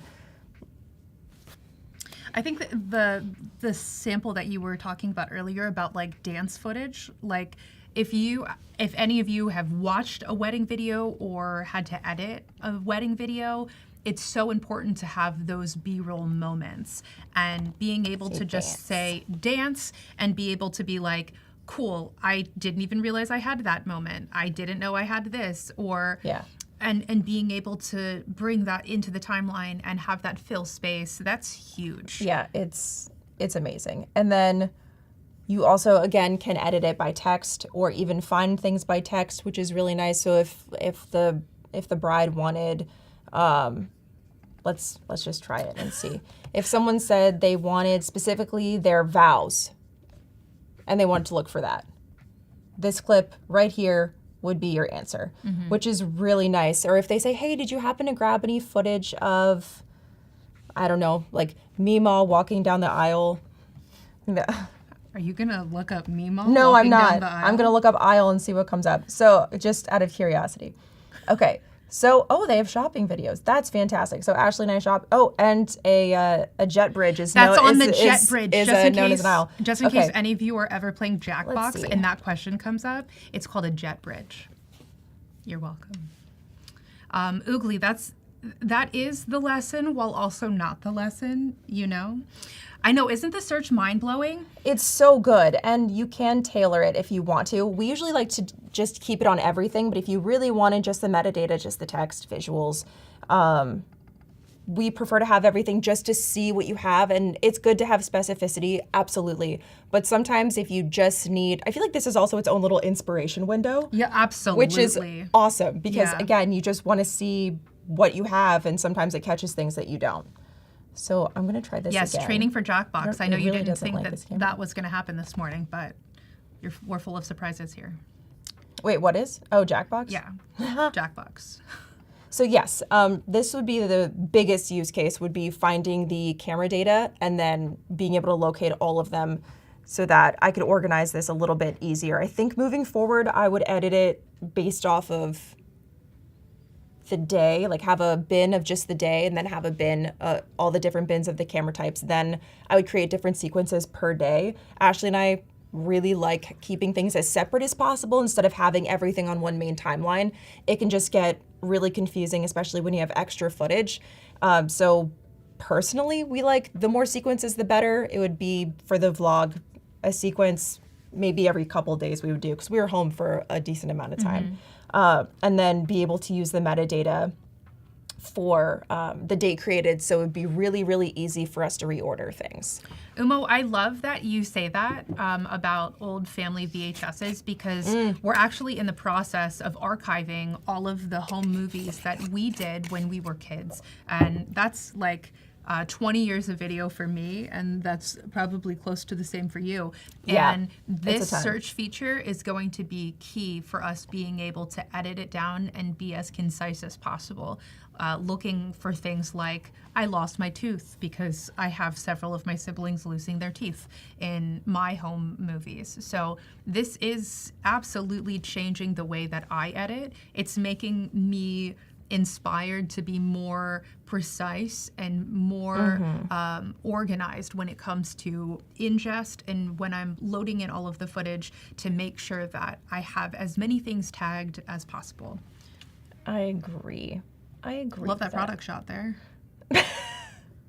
I'm just trying to see if I can get it to recognize it. Yeah, because I'm good to move to the music video if you are. We can move to the music video. Cool. So another what we've covered so far is the Twitch VOD. Then we've covered a vlog, which also has cinematic elements in it, and what the difference of that would be. And now we have a music video. Yeah. So Santa Fe Audiovisual, you, as of right now, cannot train it to search to find specific people. When we were testing it out earlier, we were able to look into things like man in blue. And that got my brother. But if I just look up blue shirt, it takes us all over the world. We get my sister in some of the pre-wedding footage. We get my brother wearing a blue polo. We get some of the short film from the Twitch VOD. So it does not train specifically on people, but you can look up identifiers, such as, maybe we can look up person wearing glasses. Yeah. There you go. Yeah. So that pulls footage from the vlog. And I think that, I don't know can you just type in glass and see if that, or like glasses, and see if that brings up dishware or anything? It does. It picks up, I think there's a dish in that. I can't see. But yeah, so in that case, specificity would be better in saying person wearing glasses. Yeah, that's interesting. It picked up the ring that's on that table. Yeah, that's really fascinating. And really, really And then, cool. yeah, the cup right here, it picked that up too. The stem of the wine glass. But it also picked up Courtney saying how gross her glasses were because she didn't clean them on stream. So that picked it up in text. But as you see, it also picked it up in visual. So just in case we were editing a lot of projects, which we're definitely not doing right here, it picks it up in so many different facets and forms, from visuals to text. And even though there's only 9 demonstrated here in the visuals, there's so much more if you expand it and view all. So there's no shortage of it in the project. Eric, absolutely. It's picking up stuff by itself, and even things that you wouldn't necessarily think of, which is why we were saying it's very much an inspiration window as well, because you just don't know what you have, or it might come up with something that you think is a really fantastic idea, and then you can run with that. So it is really nice to see the litany of things. And then I think as time moves on, it could get really, really specific, which is nice. And a lot of these, it's not even based on camera skill. It picks up so many things. It doesn't have to be super stable or any of that. Yeah, just by importing clips into Premiere. Yeah. It will do that. If you're doing metadata stuff, then you'll have to tag it, but it's really, really nice to have everything and just have it go based off of the visuals. It's really amazing to have it, and it has already saved us so much time. Yeah, visuals and text have been huge. I just also want to clarify, this is in beta right now. So if you want to use this particular feature, where you would go to find it is you go to Window and you go to Search, and then it'll pop up, which is this panel right here. Okay, we're gonna go ahead and transition over to, I think, our last project. So we are film. I know, fast, right? Time. We are filmmakers, and we filmed one of our friends' music videos. His name's Kisos, and filmed this project about 2 years ago, and it was in one location. We had so much fun filming this project, but there were several different setups, and when filming a music video, it's really, really important for us that we have too much coverage. We want too much coverage because in edit, you learn that you need to have options. So, a different use case than a Twitch VOD and the doc, where the doc you're just kind of capturing stuff except for the wedding, and hopefully we got it all. But for the music video, we only had 4 hours in this location, and one of those hours was over the hottest and brightest time of the day. So it was really a feat to get all of this footage. Oh, Eric, yeah, of course. No, thank you for being here. Thank you for giving us your time. See, that's what we're saying. Like, sometimes procrastination really helps you out. But yeah, we understand. When we first heard about this, we were like, oh my gosh. And we just immediately thought of all of the projects that would have been so much easier to do had we had this. Yeah. But the point is that we have it now, and it's only going to get better from here. Yeah. So thank you again for being here, and thank you for being interested in us demoing this stuff. It's super awesome. Like we said, we've been editing and we've been making films our whole lives, but we've gone through so many different changes in our workflow, and I think that workflow is where a lot of us, we get really protective, and in my case, insecure about sharing what our flow looks like. It's like, don't judge me. Yeah, because you see people have like different colored clips and everything's super organized, and then you just feel very inferior of like, I think I've been doing the edit thing wrong. But it's so cool that there are these tools at your disposal and that you can play. Like, we need to get back to a more creative and like playful mindset, in my opinion. And this is helping us go in that direction. I agree. And with Adobe, it's completely customizable anyway. I mean, isn't the point of having an editing software and different workspaces is that you can make it to be whatever fits you best? And absolutely. And it is nice, obviously, to learn and upgrade skill sets and things like that. But it is about your process and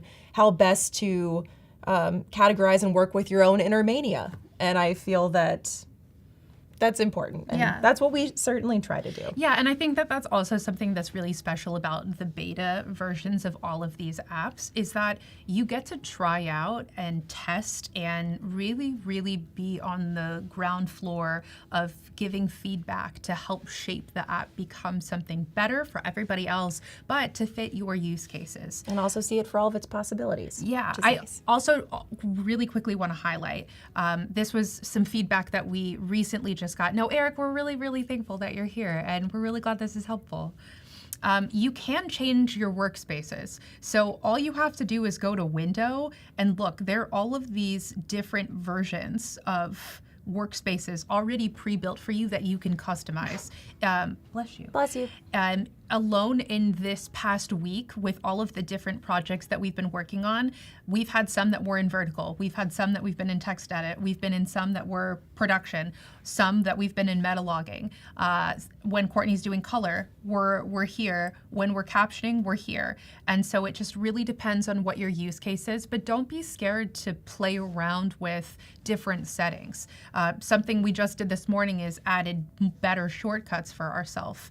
And it's just, there are little things that you can tweak if you're open to exploring. And that is so cool that you have that capability within these programs. And Vittoria, absolutely get this if you can. Because I'm so glad you understand it's a game changer. I know everybody sitting in these chairs, we're like, I swear, this is the greatest thing. But it's so much different when you see it in practice and then start imagining how you can use it for yourself. But yes, 100%. It is a game changer, and it will make your workflow so quick so that you can just get to the fun part, which is the edit part, and which is the creation part. Yeah, and I think that it helps you stop spending so much time looking for things or you spent all of that time shooting it and you have that stored on hard drives. And it's a shame that oftentimes when you're in edit, you forget that it's there or that it's too overwhelming to go through all of that footage.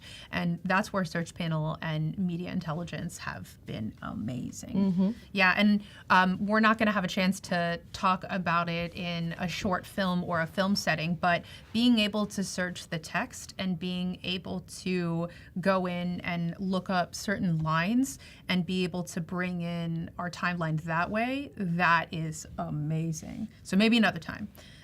But we really wanted to showcase, so in this video, there's a lot of greenery, there's a lot of smoke. So much. Just check this out. Check this. Check this it. out. Yeah, ready? Won't let you bury me Such a wonderful human So being cool, too. right? That Yeah. makes me better. Yeah. Yeah, I know that we had many takes of that. Like we ran this. Can you just look up smoke and see if anything happens? A lot of times they'll say like, "Oh, I know that we did this a couple times. Do we happen to have another clip of this?" Oh, that's so fun that Mod Love pops up. Oh, that's amazing. Oh yeah, so we used Yeah. smoke in the beginning, and we ran that a few times of Kisos arranging the letters to get it to say 6 feet under, and speed ramping that. So yes, we have our options there, which is really, really nice. And then maybe just go to visuals, because I think more will pop up that way. Like in here. Yeah.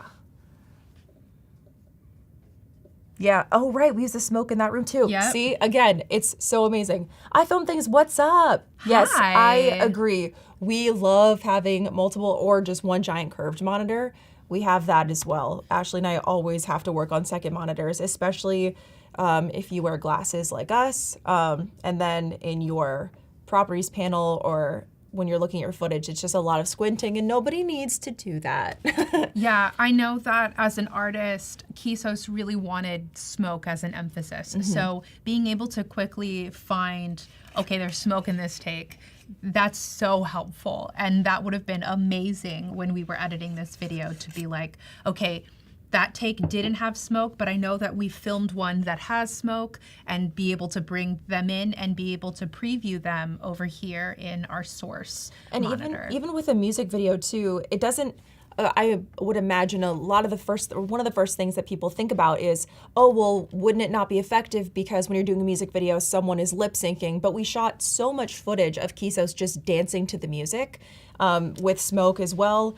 And with that, it was much easier to just say, all right, well, I can find an insert really quick where he's not singing, and then we can just drop it in, but still have the smoke element that he wants without having to scrub through all of the footage. Yeah, which is wonderful. Unfortunately, Arco, no find on the octopus. That, to be fair, very that was an octopus that was a giant candy one that was. It was so gross, you guys, but it was probably about yay big, and it was the craziest prop I've ever seen. But he was really excited about it, but I think just it wasn't exactly featured. He was kind of just holding it and squished it weird so it wouldn't be able to be picked up. But did you look up guitar? I didn't, but this was something fun. We looked up pink. Pink was very much the aesthetic of the project, and so being able to just click here, find it, find it right here, like amazing. I'm sorry that we couldn't find the octopus. I'm a little sad too, but as Courtney said, it was very tiny and very niche. So, Eric, yes, just to clarify that this is only available in beta for right now. Yeah, it would have been a stretch, but I don't see it being that far off from being able to identify these kind of things. Which I don't think is a shortcoming on this product's end. It was simply that it wasn't really featured when what we were shooting. It was just like he was holding it with two hands. Like it wasn't even something easily identifiable. If you were to just watch it, you'd probably be like, what is that? I don't even know what that is. So it's simply that it just wasn't featured. But I'm confident that it would have picked that up had it been. If we had just shot it while it was sitting on the ground or something, then we would have seen it. Yeah, I agree. Also, another thing that we shot a lot of was ambience B-roll of the greenery, because green, rebirth, and growth were huge themes visually in the location and in the song. And so being able to jump over here and be like, okay, cool.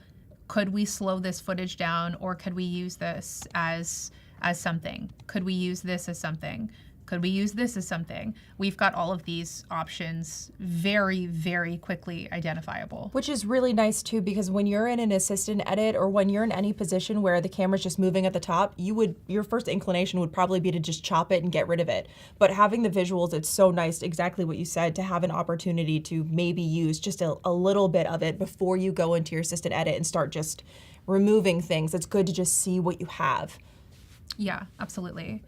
Is there extra render time when loading projects and assets for this? For example, takes a few extra minutes to read pink. So that's a great question, I Filmed Things. So it took us, we ingested about 500 gigs of footage for this workflow, and we've got 3 different projects open right now, from the Twitch VOD to the documentary to the music video. And yes, it took about 15 minutes per project to be able to properly ingest.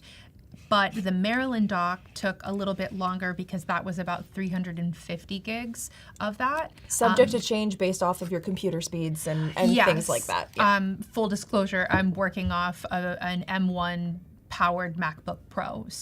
So it didn't take long at all. I was able to load everything in and go do another task and then come back and my project was done. And you have 4K footage in there too. Yeah, which is nice. There's 6K footage as well. So just to be able to get all of that, yes, exactly for the time that you're saving, it's amazing. And it's like a pre-built-in break, which all of us need, that none of us take enough of, to be quite honest. Yeah. So, yeah. Yeah. I think we have just a couple minutes left. Oh my gosh, Jack, thank you. Thank you so much. Yes, you can find the music video as well as other music videos that we have worked on. We have 2 more scheduled for this year so far, which is very exciting.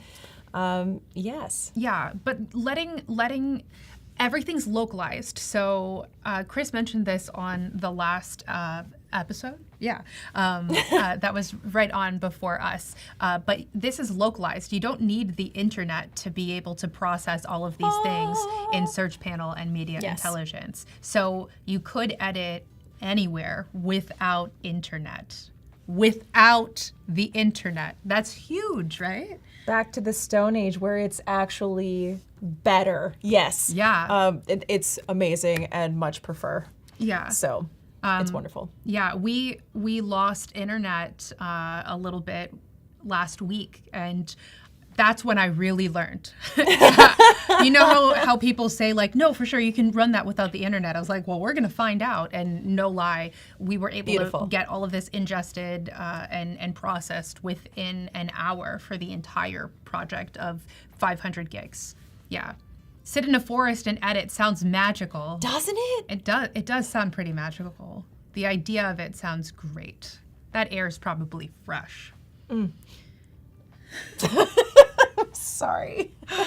Yeah, but did anyone have any questions before we're about to head out? About any workflow questions, any questions about like Twitch VODs? I know a lot of the community that's here right now is from Twitch, and a lot of you are streamers yourself. So being able to pull your VODs in and be able to edit it, markers on Twitch are great. However, it's not actionable items within the Twitch interface, and being able to bring that straight into Premiere and then be able to export it straight from Premiere to a YouTube channel without having to have too much of the crossover is amazing. Agreed. So we hope you guys enjoyed the search panel, the metadata, the media intelligence. We know it's only going to get better from here, and the fact that it's already as amazing as it is really exciting. And thank you guys so much for watching. Yeah, this has been a lot of fun, and thank you, Adobe. Yeah, Adobe, thank you so much for having us. This has been awesome. And being able to share our workflow, I feel so much more confident as an editor and a creator. And I'm really glad to hear that these tips and tricks and deep dives have been helping y'all as well. Text-based editing is my favorite Premiere Pro feature as of right now. Text-based edit, oh my gosh. I just flew through an edit. Something that would have taken me about 10 hours. I was able to get it done in 2 hours. Yeah. No, thank you guys so much. Thank you so much, Jack. Thank you for watching. Thank you. We'll see you soon on Twitch if you guys join us. We appreciate you. My goal is to share some tips and tricks on story-driven videos. And so just to get started, I'm going to be working kind of off of a recent project that I did for Puma Cobra Golf. I think it's really important. My goal is to share some tips and tricks on story-driven videos. And so just to get started, I'm going to be working kind of off of a recent project that I did for Puma Cobra Golf. I think it's really important, even before you go into Premiere, you kind of have a roadmap for where you're going to go, because now you know exactly what you're looking for as you're going through interviews, as you're going through your B-roll. I'm going to go over and jump into Premiere. I'm going to go into B-roll, pulling selects for B-roll. That's the first place we'll kind of start off. Double click it to open as a bin, and then from here, I'll just go like this. And then now that I have everything open, I can Command A and use the comma. The comma is like just a good shortcut to put all the footage on the timeline for you already. Duplicate that sequence. And then so once I've pulled selects and you have all your clips raised, use the method called pancake editing. It's nice to be able to see all your stuff, and you can easily drag and drop things to a new timeline. So I come in here, I'm gonna right click, add chapter marker, and then let's say I know that I have footage of the research team. Again, going back to that organization, I know all these files are him on the computer kind of working. So basically now I know exactly the footage that I want. It's set up, it's very organized, and now when I'm actually editing the footage, it's just gonna make my life 10 times easier. Cool, and so now I'm gonna get into editing the interviews, and this is my favorite part. What we're gonna do here is window. You can actually switch your workspace to be text-based editing. And I actually opened up a new project here. So I'm gonna come to the import tab. I'm just gonna take a somewhat short interview here. The nice thing about text-based editing is basically, just like it sounds, you're gonna start editing based off of text rather than having to sift through different interviews. You can come here. If you click on it, you can click transcribe source. Premiere did its thing. And now, as you can see, we have the entire timeline here, which is what, an 18-minute, it's all done for us. It's all transcribed. It's just incredible because now I can sit here and read, and I can go through. I can hit the search button. I can search for exactly what I want. So project goals for the dark speed driver. I know that that's Steven speaking. So when I'm specifically on the source clip, I can come and edit the speaker name. And so now as you go through, you kind of know exactly who's speaking. The nice thing about it, so I know Steven's speaking right here. None of this is valuable. You can just come and highlight like the line that you don't want and basically press delete, and it's gonna delete it for you. And then I'll move back into, let's say, our selects. Let's say I wanna start building out a rough timeline. So let's say rough draft. I know one section of the video, we talk about 3 different drivers. What you can do is come over here and say I want to search when someone talks about different drivers. So we got one result. And then so yeah, I just highlighted the exact line that I wanted and just Command C, Command V right onto that timeline. And so now that we have the transcript, we're gonna just come over to captions, and I'm just gonna click the button, create captions from transcript. And I just click create captions and boom, voila. And so if I want to go in and highlight all of them, and then now I'm able over here to basically change the track style. I always click on my safe margins here, and I will just slide this up like right on this top line. Let's say you need an SRT file, you can come back to the text-based editing window, and I can click these 3 dots at the top. I can just click export.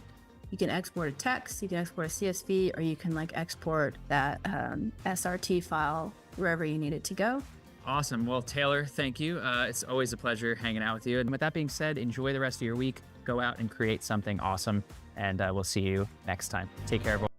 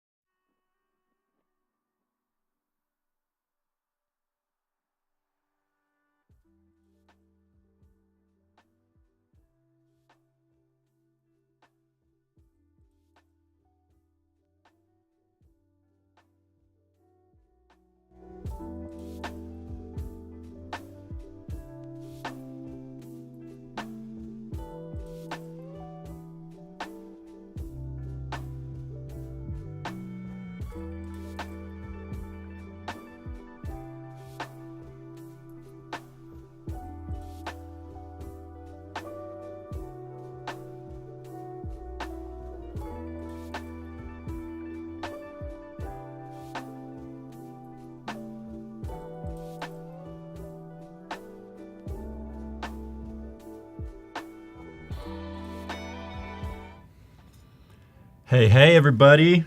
We are back in the studio live today, and we're with Justin. Justin, what are we cooking up today?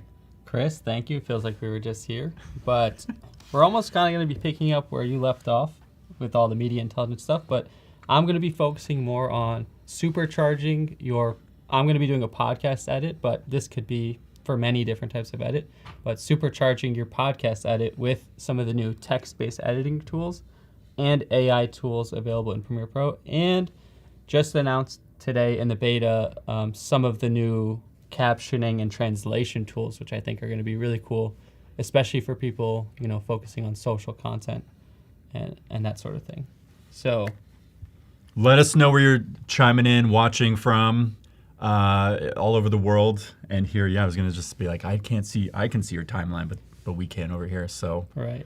Yeah. So actually, we're working on a clip that, I did a podcast for a while. I had tons of interviews, and, back in the pre-AI Adobe days, we used to have to do everything by hand. Like, I remember I would have to type all the captions, like, one by one, which I would never even dream of doing for an hour-long thing, but for the snippets. Yeah. And having to listen to the whole thing through. But now I've got a few things open, basically. So what we're going to do, I'm going to show you guys, one, in general, not just the new features, but my editing workflow and some tips for editing a podcast like this interview I did here with my buddy and fellow creator, Daniel Schiffer. Actually, we were in Toronto, which Chris, you're from Toronto, right? I see the CN Tower. What is that thing there? Yeah, that's the CN Tower? Space Needle. I don't know. What actually is it? It is now me in the hot seat. I don't know what it is. I actually don't know, I think it's the Canadian National Railway. It's a symbol for Anyways, Toronto. It looked cool for the shot. But we got Manchester, UK in the chat. I'm also going to be showing not only like an in-person podcast like this, but I'm going to be showing how you can use some of these tools, some of these new tools to create like a cool Zoom or over the phone recorded podcast. And also we're going to be showing how to create some social clips with some of the new captioning tools. So if you're just joining us, welcome in and stay tuned for some awesome new features that are going to be very helpful and productive for you. Okay, so I started this timeline, but I'm just going to drag things in here. But basically what I've dragged in here is my full-on interview, and I shot this actually with an iPhone with my buddy here. So this is literally just my iPhone on a stand, and this is the iPhone audio in there as well. But we had two microphones, so that's what these green clips are. Is our like professional microphone audio. But I'm going to be showing some cool enhanced audio things too for if you don't have a setup and you literally just have your phone. But one cool thing actually, if you notice, is in Premiere Pro now with some of the new UI, it automatically can detect if this is dialogue, or let's say I had a sound effect for when our subscribe notification comes on. It can automatically detect that this is not audio. If you see this little symbol here, it shows that's a sound effect preset. And if I drag some music in as well, it might not automatically detect its music, but yeah, it does actually. It detects its music. So that's one pretty cool thing, because whenever you click on those, it'll automatically open the essential sound panel and show you those appropriate things. So for music, it might be like volume and things like that, but for audio, it might be like enhanced speech and some of those cool tools, which we'll get into in a little bit, but I thought that's pretty cool. But if it doesn't, you can also clear the audio type and tell Premiere it is dialogue. So yeah, we still have some control. It's like not these fully driverless cars that are going around. We can still grab the wheel if we need to, but looks like won't need to so far. So in general, when you're editing in this workflow where you have multiple different things, a really cool feature that a lot of people might not know is if I just highlight these two clips, these two audio clips, so I have one, the phone camera audio, which is not that good, and one of our XLR mic, I can right click. Actually, I'll highlight all of them.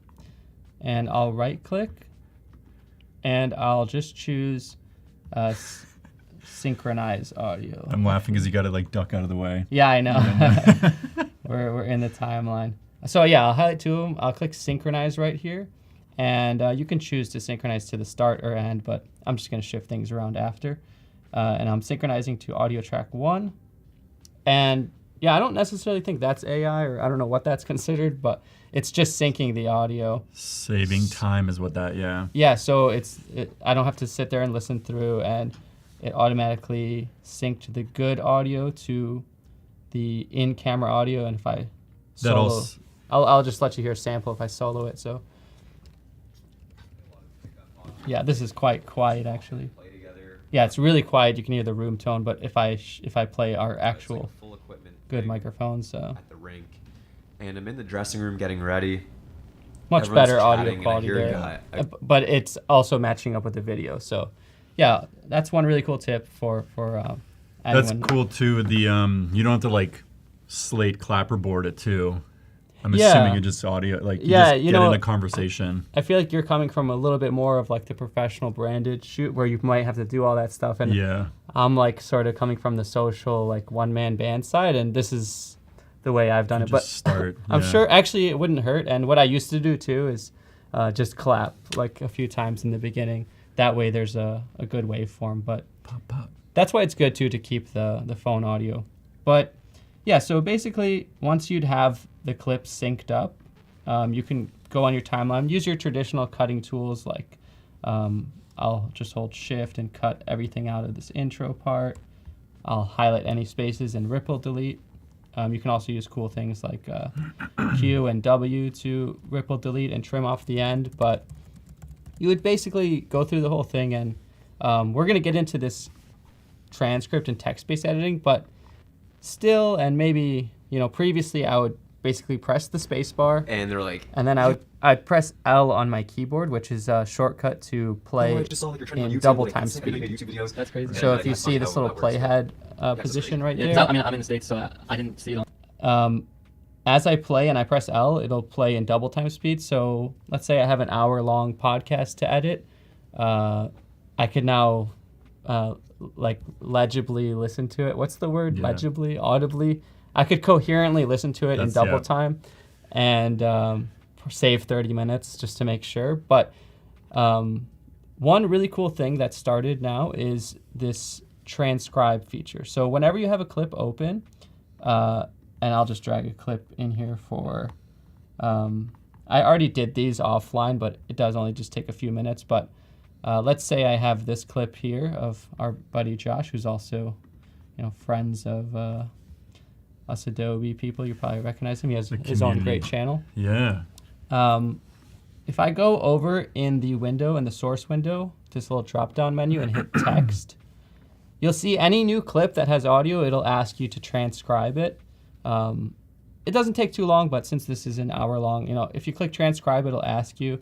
It'll also ask you if you want to separate the speakers. So in the case where it was myself and Daniel talking, it'll separate from speaker 1 and speaker 2, and you can label it. But you just hit transcribe, and it'll start.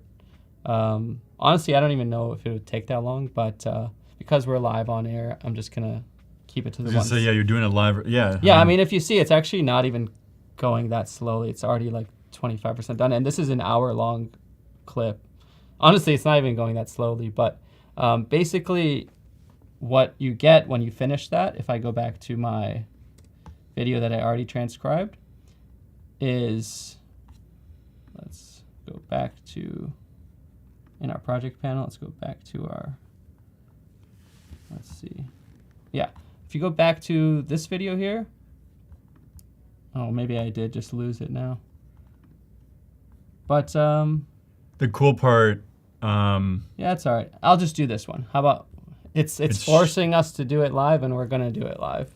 The cool part is you'll see the text pop up in just a second, and I'm thinking even too, just watching and happening is like, if you need headlines, quotes for Instagram, like to pull away from this podcast, right? You get them. You don't have to play it back, pause, write it over here, type it out. It's like it's transcribed for you. So you just copy it over, probably send it to Express Photoshop, and make your content. Newsletters could be generated by this too. Right, and as video editors, I mean, we're always happy to have a reason to go grab a coffee or get up and wait for something to render. But or like producers are like, I need a transcript of everything, and you're like, print, export, PDF, here you go, straight from the videos, and it's like, just one less thing that us as editors have to do. Yeah, but as that's going, I'll just go back to my original. Back when I was editing this interview, I was pressing M on the keyboard to add a marker. That's what these green things are. And that's how I was trying to remember like interesting moments that maybe I wanted to cut down. And you can even leave notes on these markers. Like, let's say, this is when we talked about, business cards or something. And you can also choose the color, like let's say one's for like technical errors or stuff I want to remove, red, and maybe one's for like stuff I might want to highlight for social. I could make that green or something. But I was using these as ways to mark, but I'm going to show you once this transcribes another, even faster way that we have now. So as you see, it already popped up. And yeah, for those who think this is just in-studio magic, I mean, we did this live. It is. It really didn't take that long. And now you can edit, and you've been able to do this, but there's even some more features that are new. But now you can edit video as if you were editing a text document. So, I mean, that's especially for a video like this where the shot's not changing, it's just us, so it's not much I have to pay attention to there. I really am just paying attention to the content of what we're talking about. So just like how you were searching on your stream, Media Intelligence, I can search for, let's say, anytime he says Toronto. And it pops up here and it highlights it. And I can remember, this is the part where we talked about, I don't know what he's talking about, but I can highlight this. And actually, as I scrub here, there's some options here on the bottom. So if I click Follow Active Monitor, as I scrub the timeline, it will also scrub through the transcript to where I'm currently at. And also vice versa, as I scrub through the transcript, and let's say I highlight this sentence here, it will also jump right to that point in the timeline. And the awesome thing is it also creates the in and out points just from highlighting it. You just have to make sure that you have automatically set in and out points toggled and follow active monitor, just a few of those settings. But you automatically get the in and out point. And let's say I just press delete on my keyboard. It's simple as that. I've cut and ripple deleted out that entire segment that I didn't want. Or if I just undo with edit undo or Command Z, I can also that's crazy. Do the traditional things like I can just lift or I can extract it and copy and paste it somewhere else, or I can just lift that little segment out with these lift buttons. So, I mean, you're really getting the power of editing a video as if it was a text document, which I think is just going to speed up so much time. What's also crazy is thinking of advertisers on your podcast. I don't know how entirely true this is, but if you have to swap advertising on, let's say, like a Spotify platform, you can easily sub in like a licensing agreement now too. So you can run ads for like, say your podcast lives forever. 6 months, it's going to be this sponsor. You can sell that real estate with another sponsor by just doing something like this and quickly finding it as well. Right, yeah, there's tons probably of creative or productive ways.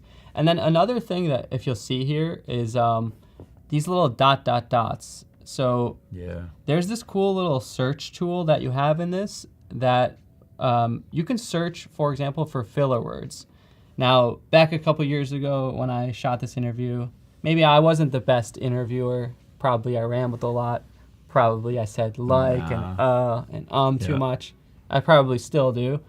But you can look for any filler words and Adobe will automatically detect them. And also you can go to search settings here. So you can say like anytime I pause more than a quarter of a second, I want you to highlight that. Or if there's low confidence mumbling, you can check that. Or only find whole words. You have some flexibility here.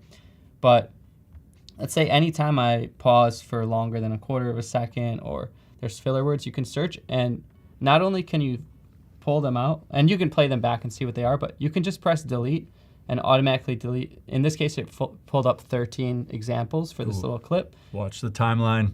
Yeah, and I can just delete all, and if you see, every single one of those is cut out, and we have a perfect, these days engagement is everything on YouTube and Insta and social, and you have it's like that cut like fast-paced style. I mean, there's so many different places vying for your attention that if you can save 10 seconds of like fractions pause and people saying now don't get me wrong, sometimes that stuff is valuable, that negative space, especially for maybe an impactful moment. So you don't just want to blindly always delete every filler word, but you can definitely have Adobe find them all, and then maybe you can personally look over them and say, yeah, I'll delete those ones, or I'll leave that one. That one was like a sentimental moment or something. But I think that's really powerful there, especially just for pure productive engagement editing. It's huge. Like a big part of editing is like what doesn't serve the edit. So already your timeline's like, let's say it was 2 hours, now it's an hour and 30 or any way you can save people time, it's all about Do you know, and this might be just going on a branch, a limb, but can you export the transcript, bring it into like a Google Doc, a Word program, and then edit it like by script and then bring it back in? You actually can export the transcripts and export them to different types of files. As far as if you like cut it down and bring it back in, I'm not sure on that if it'll automatically like. I just think the other thing is it's sometimes the projects I've been in my time is like all hands on deck. So the producer can take the transcript and go do them while we're creating color passes or something on our end as editors. That's actually a really good workflow question. Maybe that is possible because I know, you do have options, like you said, to export it.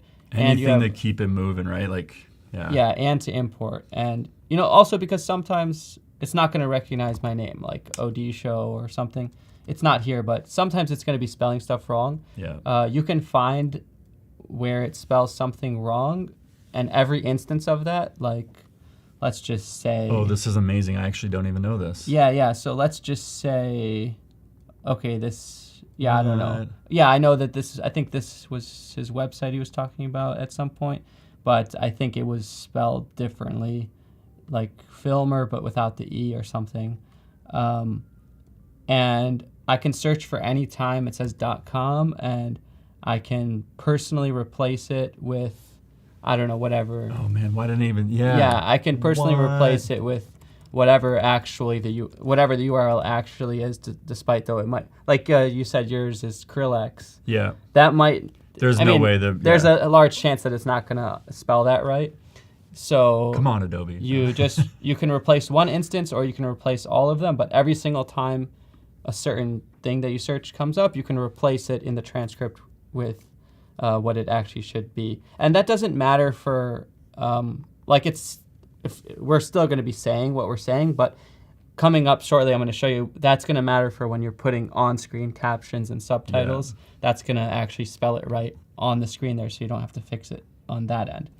So that's a really cool feature there too. So like the filler words and then the pauses, I think the pauses are really cool. Like the other day I filmed a long video where I was sort of talking and rambling and showing stuff.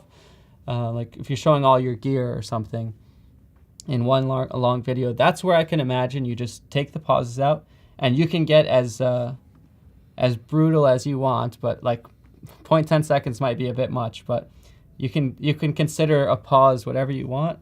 Just find all of, in this case, and just go ahead and delete all of them or none of them or whatever. But be careful with that tool. It's a little powerful, It's you don't want to chop your video into absolute bits, but if you're really trying to cut down pure engagement for a 60-second highlight, especially because sometimes we only have 60 seconds, that can be real powerful. So I'm loving this like editing with text feature. And just all the different ways you can manipulate. Can I insert a pro tip? Yeah. I create a lot of content myself, just talking head basically in a studio. And sometimes to cut it up in the one giant clip, I just zip it and I sit there, collect myself. I don't say anything out loud. And that basically, it creates these pauses in the timeline, in the clip.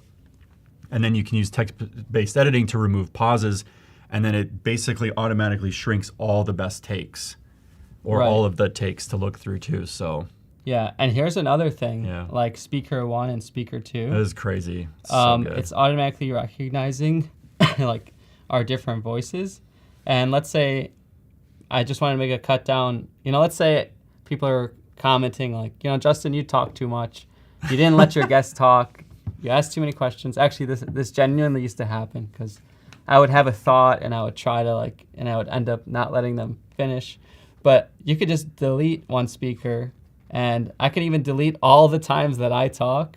And now it's just going to be pure Daniel and pure, wisdom of whatever he's answering. It might not make sense anymore, but, it's pure highlight reel of him now, and you don't have to always use the delete all, but I think stuff like that, you can think of creative ways that you want to use it too.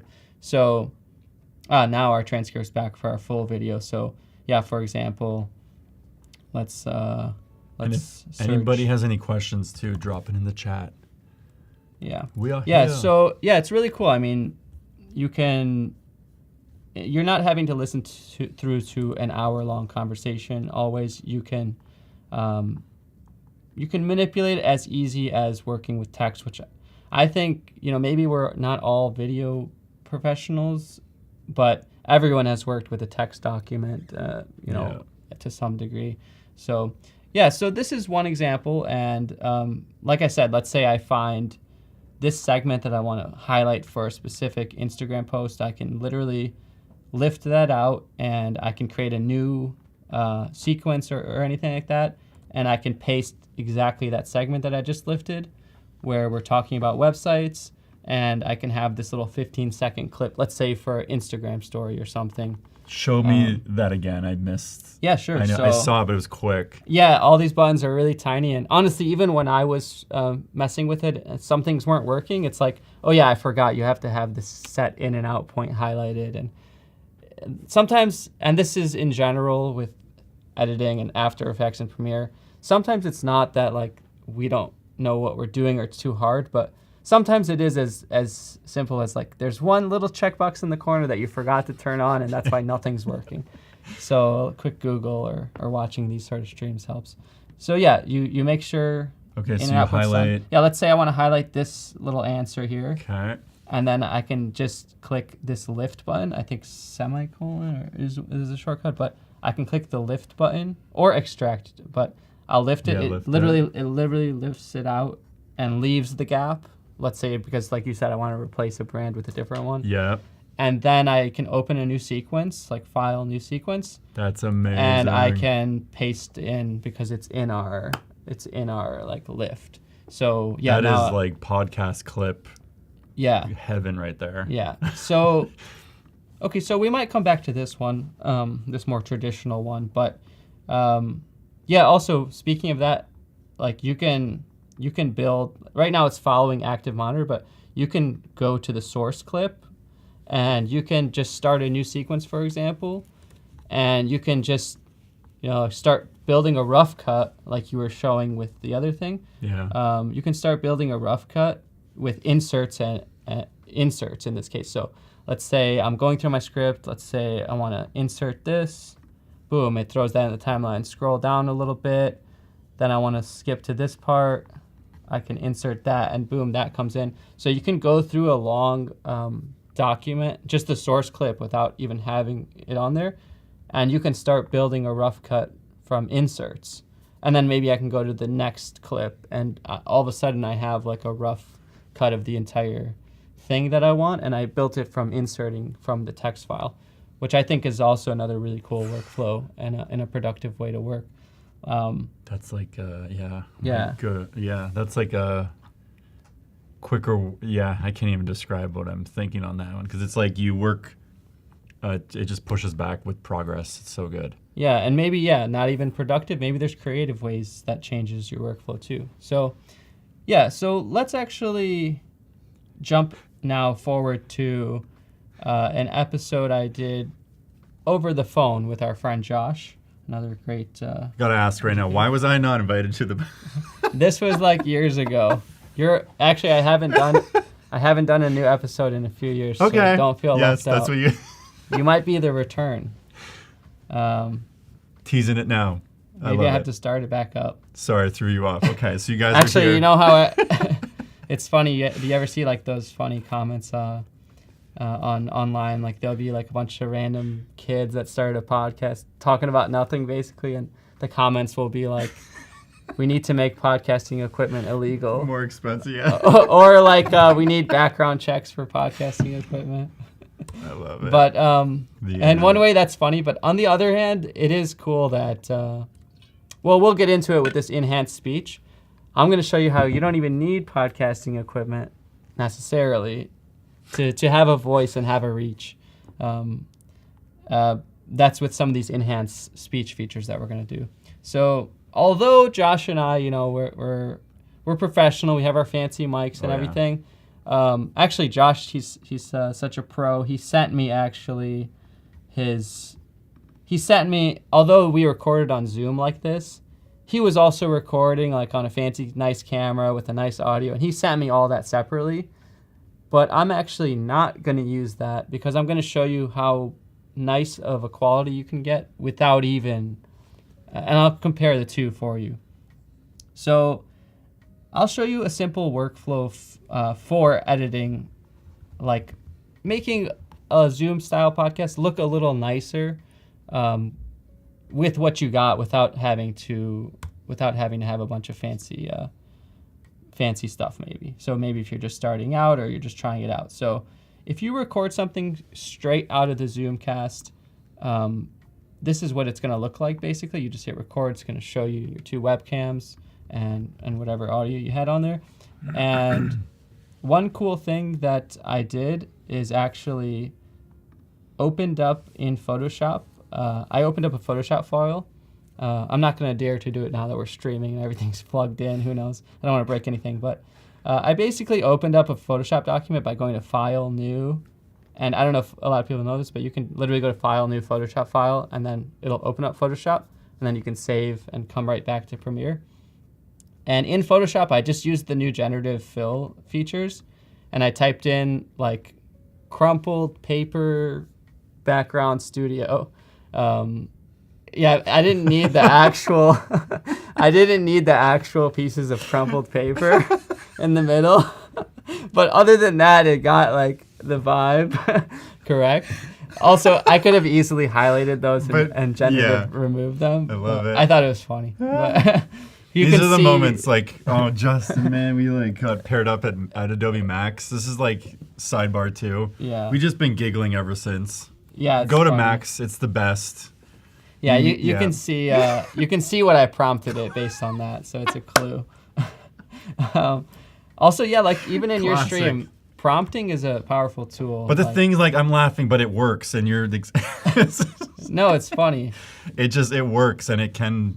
Yeah, you're making awesome, incredible with like look where you're working with, like a couple of shots and stuff. Yeah. It's also a powerful reminder of like how specific we can get with prompting or media search intelligence. Like, if you just type in crumpled paper studio, maybe it's actually going to throw crumpled paper in there. But maybe it's my fault. I should say, medium gray crumpled paper background with 2 camera, and then it would, there is like that is a skill I think that's going to start to be coming up, like prompting skills. Yeah.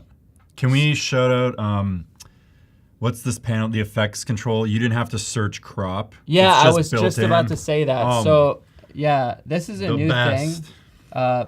Previously, and it's still there, I guess, but previously you would have to go find the crop effect in the Transforma folder, and you have to drag that on the clip. But now it's on basically like the stock motion adjustments that you're able to do is included crop left, top, right, and bottom. So I'm able to just crop just Josh's frame here and crop the top and the bottom. Also, another really pro tip here is when you're cropping, sometimes it's hard to like use the slider and get it perfect. you can actually, not only can you click the effect and crop things and scale things with moving it on the screen there, you can click on your keyboard the up and down arrow keys. So if you just click up and down once, it's going to move it in increments of 1. So you see there's still like a little bit of black border there that I want to get rid of. Let's say, let's zoom in here and move. Yeah, there's still like a little bit of black border here I want to get rid of. And paper's so good. Yeah, and on the bottom you can hold Command and that will start going up and down in 0.1 increments. So now you can get a lot more fine-tuned. I don't know if you're on a PC, I think Command is Alt or Option, but one of those, and you can get these fine-tuned increments, or if you want bigger ones, Shift and moving up will shift in 10. I didn't know this. Yes. I've been in Premiere my whole life. What? And actually that works for, I think, it's pretty universal across like all of the apps, I think. So it's really good for when you're like quickly fine-tuning, like, okay, I'm cropping like fat chunks, then medium, and then like little ones. My laptop setup doesn't have like the Logitech that I have.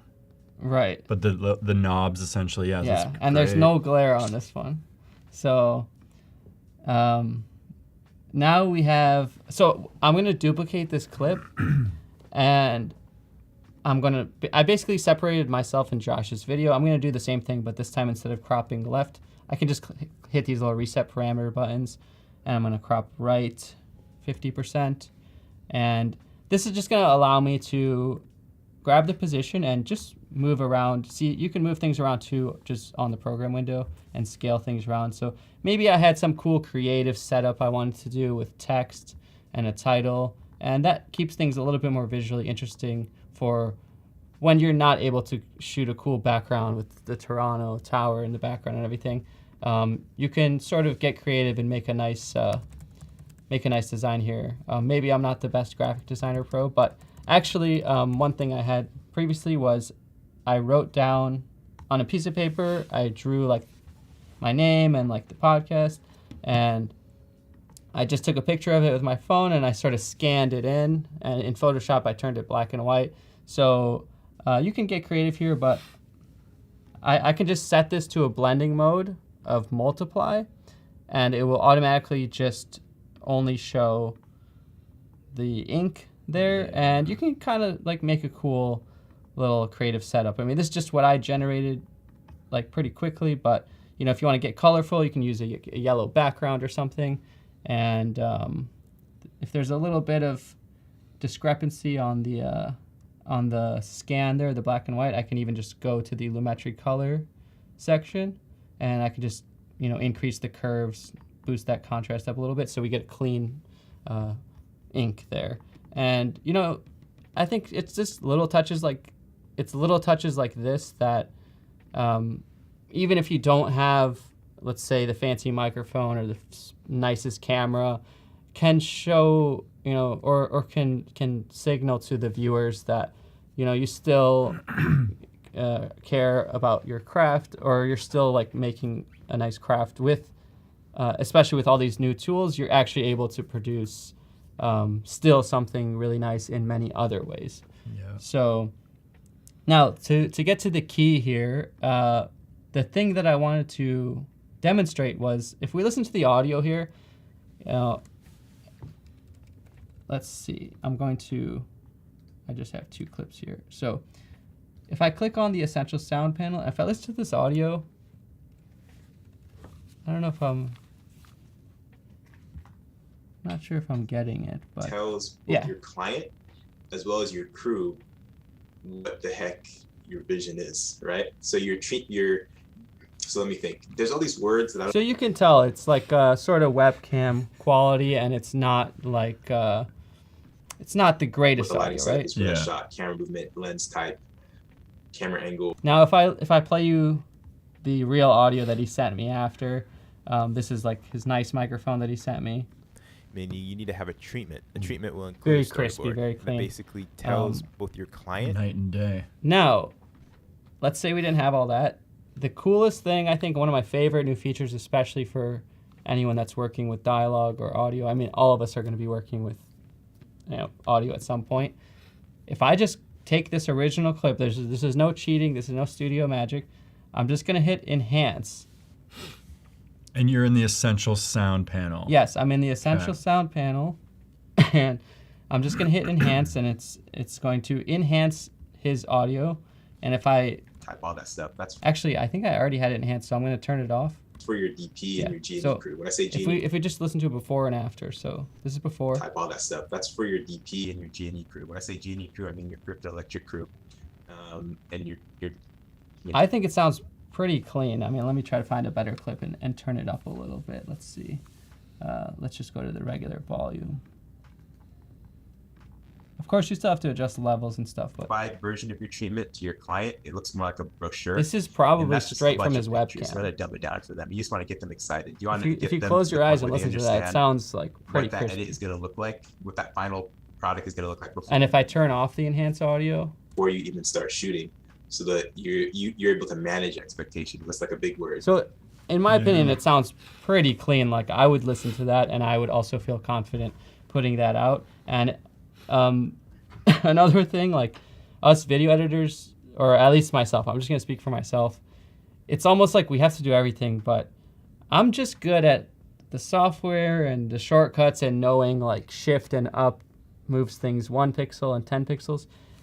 I'm no expert on lighting. I'm no expert on audio. I'm no expert on like certain specific file types, although we have to sort of be a jack of all trades, and I know a little bit about everything, but it's nice that, even if he sent and mixed and sent me his own audio, maybe sometimes we don't even know what we're doing exactly on the audio. And it's nice that even if I'm just treatment to your client, it looks even if I'm just working with like a brochure, an audio clip like this, it sounds pretty solid straight out of the phone if I didn't have all that expertise.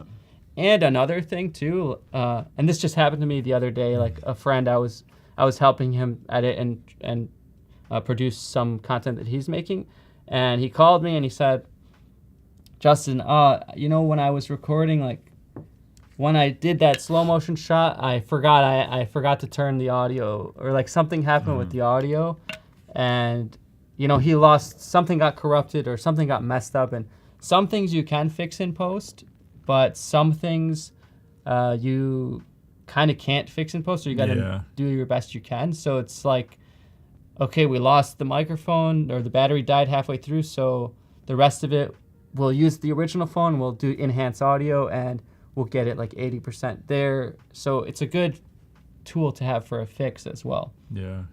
Yeah, so, yeah, there's other things you can do here with trying to make it look fancy, but yeah, that's some cool ideas there. Enhanced audios are really cool, and I recommend everyone to go mess around with it.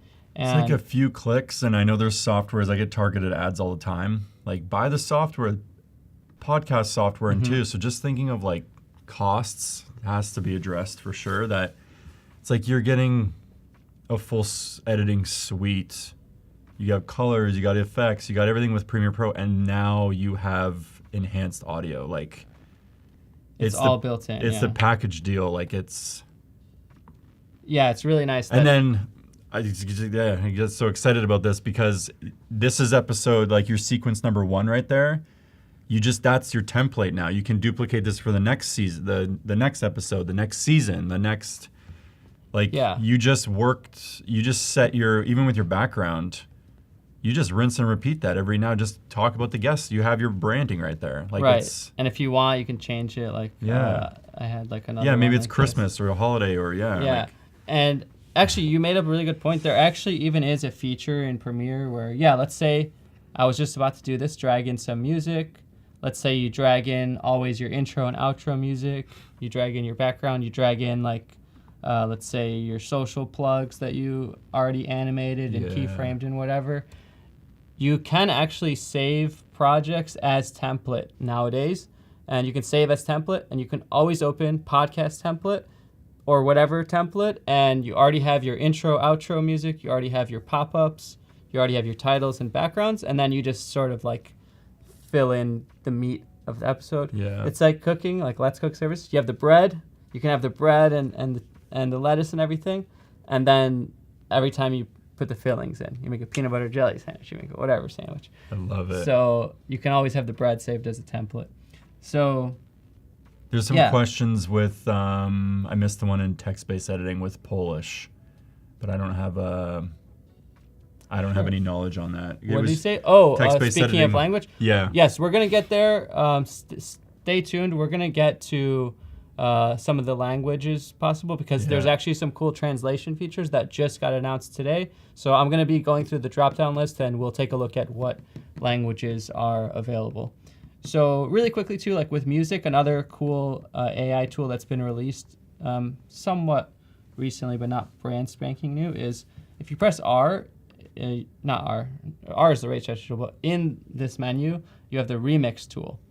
And if you have any music clip that doesn't necessarily end when you want or doesn't last as long as you want, you can grab your remix tool and literally just drag the ends of it to be exactly how long you want for your intro montage or whatever.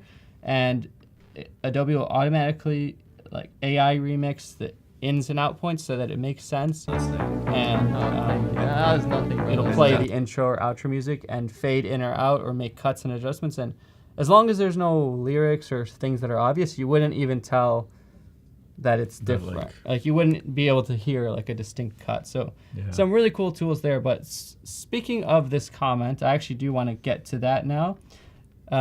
This is kind of, one thing I definitely want to make sure before we run out of time, because this is probably what's taken over social media. If you do any sort of content marketing or any sort of social media, or even if you just scroll on your phone, you're going to see clips and reels and shorts, and they're going to have captions right on top, and that's just how it is these days. And also, for engagement, I think I read a stat somewhere that like, I don't know how many, at least half people are scrolling without their audio. Yes. So it really does also help with engagement. Before children, I was like, I don't know, and then having 2 kids. Yeah. So I'm going to show you guys. Audio's always off. I'm going to show you guys how you can create a cool little short like this out of any sort of clip and automatically put the captions on top without having to sit there and type it, which I actually had to do when I had originally did this. I typed out every word, everything, and one by one. So let's start here with this little highlight that I thought was cool. And this is like a 5-minute clip almost. And to make this cool little reframe, although Adobe does have some cool auto reframe possibilities, which I recommend everyone look into, for a static shot like this, there's not much motion and there's 2 heads. I thought I would get creative with just messing with the scale and position. So I'll hold Option and click and drag the clip out. That'll just duplicate the video. And I will add in the effects control panel, I'm just searching for the linear wipe effect. So I'm gonna add that onto the second clip, and the second clip's, so I'm trying to do like kind of like a phone call split screen effect or something, try to fit everyone in this new vertical format we have to live in. And in the effects control panel, I can adjust the transition completeness. I guess you could do it like this too. I don't know. You could do it at an angle. You could do it however you want. But let's just do something. And move stuff around. Mess with the scale. And let's increase the scale there. And I'll mess with the angle wipe a little bit. So, yeah. All right, boom. So now we have both of us in the frame in a cool way. And the most important thing, right? These days you can't have a video without the on-screen captions. So yeah, previously that was, I'd say this is probably one of the core, most tedious, or like, it's like one of those tasks that every, assistant editor or even editor in general for social, this is one of those top 3 tasks these days that you're doing, I think, is captions. Yes. And if I go to text, I'll hit transcribe here because I don't think we did this one yet. I don't need to separate anything. So we'll wait a few seconds while this is transcribing. Maybe I will add a cool... You go get your second coffee. Yeah.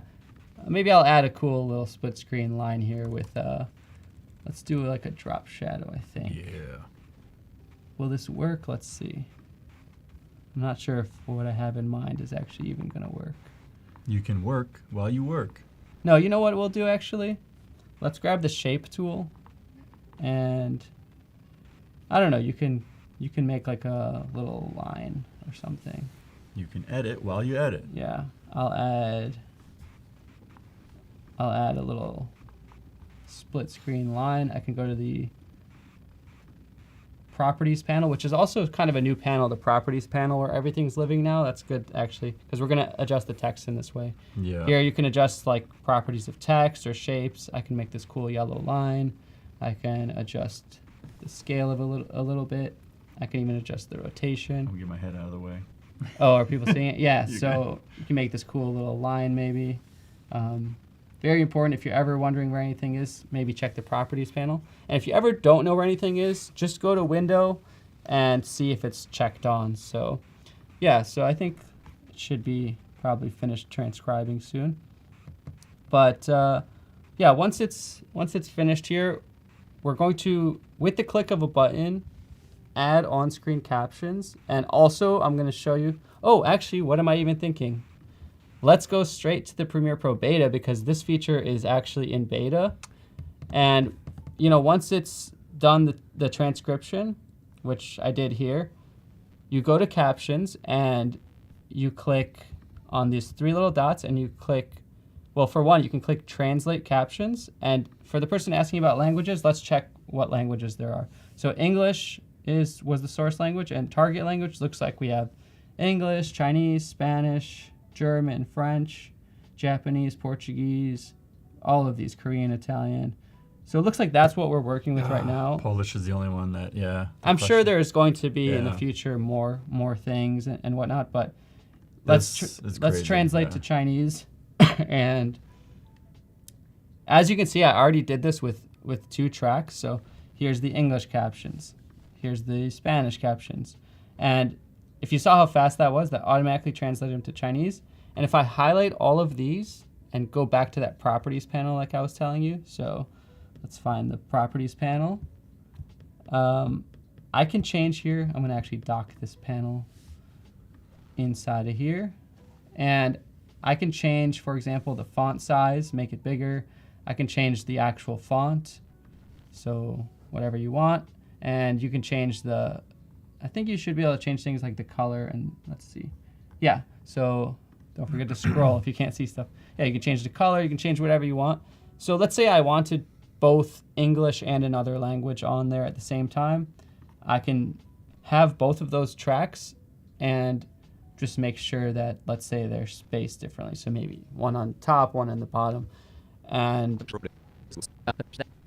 again, man, this is like restaurants could have menus. This is that can be a informative videos, like airline takeoff videos. I'm thinking of everything that company that you. Yeah, and I'm sure, you know, if you do know the language, for example, I don't know, I know Spanish a little bit, but like I'm sure maybe there's a tilde or it's like an accent mark missing somewhere. I'm sure some stuff might not exactly be perfect, but for just getting your audience out, let's say you're a real estate agent or something. Yeah. Just getting, and you live in an area, let's say with a large Spanish-speaking population, and you always want to put your videos out on social in both. I mean, that's gonna maybe that's your business and that's how you survive and that's how your family survives. That's really gonna help you. Or let's just say creative-wise, you want a different language on there, you know, that's also going to be possible. So I think that's really cool. This is the beta, so just for anyone, I did switch over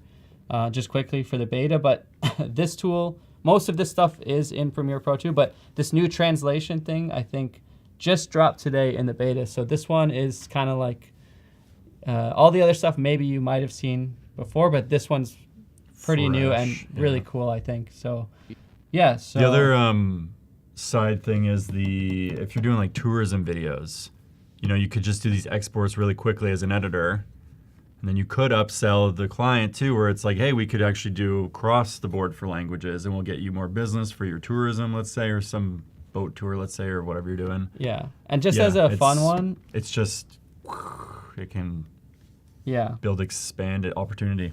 I know we're probably wrapping up in a few minutes, but just as one last fun thing, trying to get as much cool AI stuff possible. I even used Adobe's Firefly video model, which I've talked about in some videos before, to generate some B-roll. So let's say even you want to add some B-roll. I know Daniel was talking about how he used to film some commercials for like restaurants in Toronto. So I just typed in like filming commercial restaurant food or something like that, and I was able to generate this cool B-roll video. And it looks pretty cool to me. Maybe there's something wrong with it, but yeah, that lens is looking interesting. But in general, it's pretty cool because I can cut to this B-roll that I don't have to license. I didn't have to have. I can cut to this cool B-roll as we're doing this podcast. I can even add the transcript. Yes, to show people what it's like. Yeah, I mean, it's pretty cool stuff. So,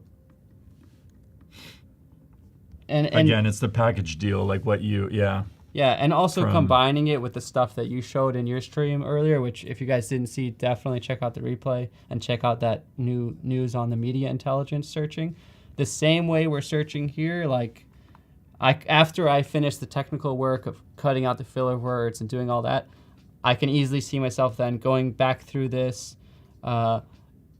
typing in or generating B-roll or searching for like, find me the clip of this, or find me, and inserting the B-roll. And all of a sudden you have a really well-cut, engaging edit that you didn't have to listen to for hours and hours. You were able to do it a little bit more quickly. So yeah, I hope everyone enjoyed that little, all of those new features and some of the ones that are not necessarily brand new, but enhanced speech, remix, all of those as well. And I'm really just excited to see how much other cool things this can do and how it's all going to integrate and some of the cool uses for people that they're going to be doing. What do you think, Chris? Media intelligence is top of my mind. Like today is the first day of media intelligence. What does that mean? What does that mean? There's the whole new search panel. You're in Premiere Pro right now, so it's up. You can. It's just. I might even have it in the beta. I'm not sure, but. You have to transcribe everything. We won't have time for. Yeah. It's expanding and it's fun to just be a part of it. What a time. Yeah. And I see in the comments too, someone saying like the dynamic links between the apps. Like I really do like working between Photoshop and then throwing it into Premiere. And then I wish I was better at After Effects, but maybe taking this into After Effects and not what I've seen. Getting like some of this cool stuff that they do in the studio, like some of these cool motion graphics.